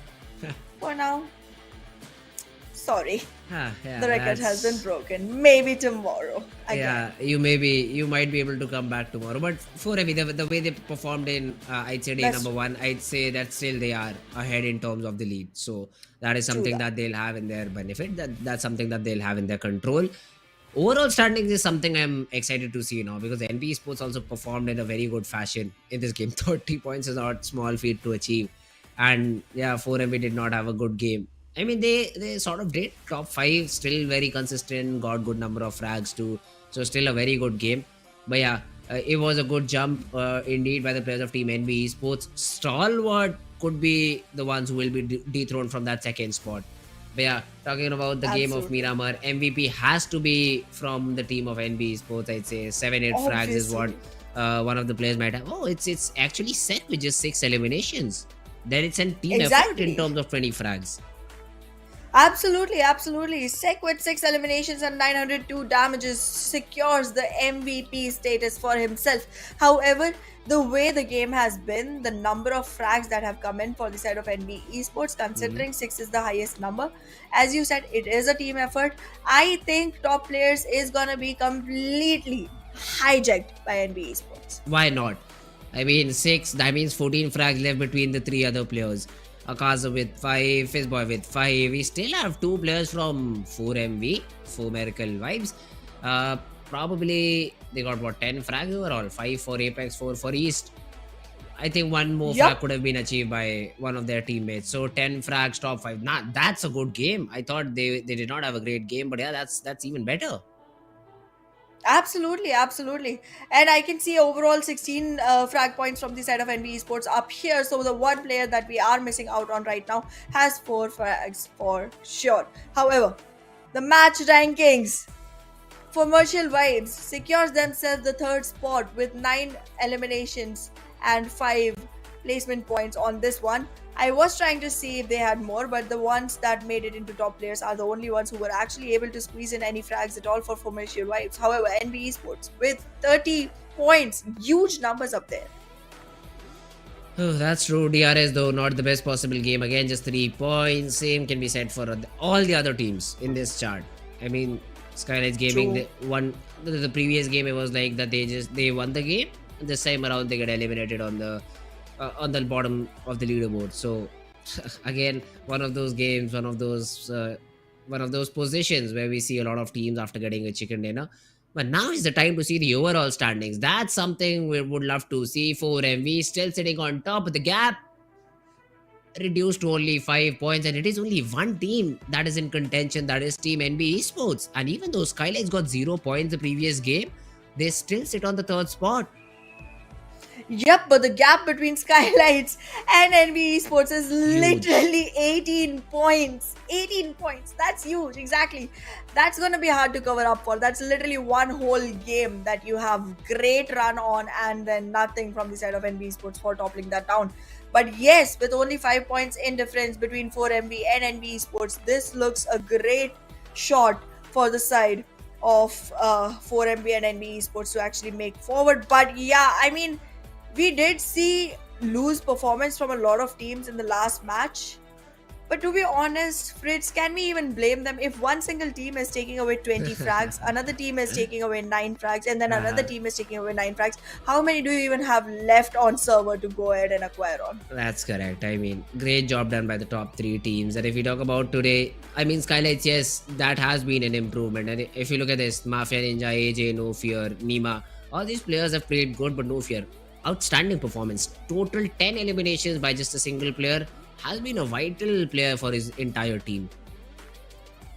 Absolutely, and this vital player would have to get the rest of the team stepping up to his level to make SKYLIGHTZ Gaming actually come up and topple 4MV down. Standing on the third position itself, it's not a bigger task, but you do gotta make sure that you are consistent, because even when 4MV does not have a great game, they have a good game. They are not fluttering around on zeros and ones. I mean, yeah, we saw one game where they had only 1 point, but that's just one game out of 8 that they've already played. Yeah, that's correct. 4MV is a team on another level, and that level is now being matched, although by NBeSports. Although we still cannot say that they're entirely consistent, because that was a 30-pointer. And even after that, they're able to reach 78 or 80 something points, 89 points, I think. That's what they had. Yes. So that was a 30-pointer. So that was a very big leap that NBeSports had. To be honest, yeah, to be fair, M4MV also had a similar game where they got 127-pointer, and after that they have been very consistent throughout. But NBeSports following in the right steps. Stalwart Esports and T2K, these were 2 teams which are on the second and the third position respectively. After day number 1, Stalwart has fell to 5, T2K even below. Now that's something you call an off day, I think. Or maybe a good day for the rest of the teams, because today we did see a lot of new names rising up, and that's something that I'm very interested in seeing.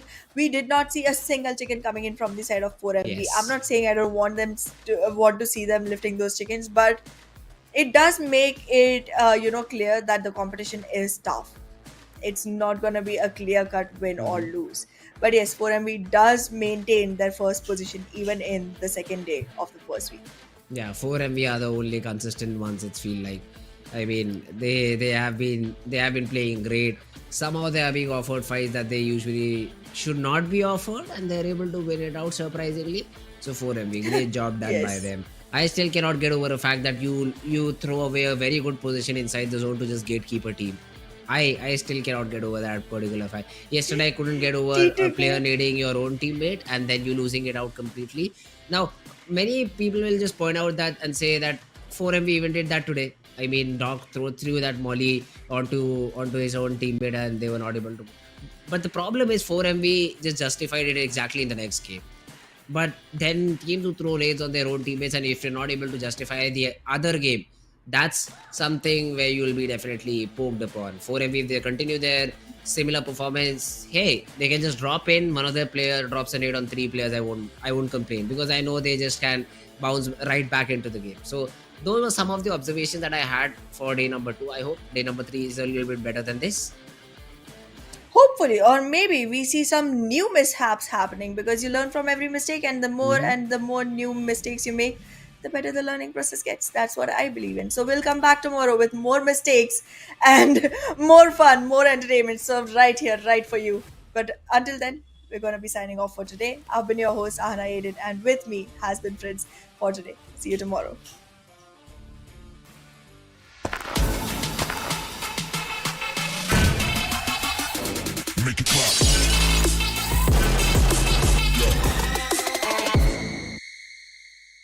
PUBG Mobile version 2.7 will be available soon. Let's take a look at all the new content. The long-awaited Dragon Ball Super collaboration is officially here. We'll be bringing you 2 new game modes for this collaboration: Dragon Ball Super themed mode and Battle Royale Dragon Ball Super. Dragon Ball Super themed mode will be available in Erangel, Livic, and Sanhok. In this mode, we've incorporated Dragon Ball elements into the classic Battle Royale gameplay. All players will embark on a journey to find the Dragon Balls to summon Shenron. Collect the Dragon Balls scattered throughout the map.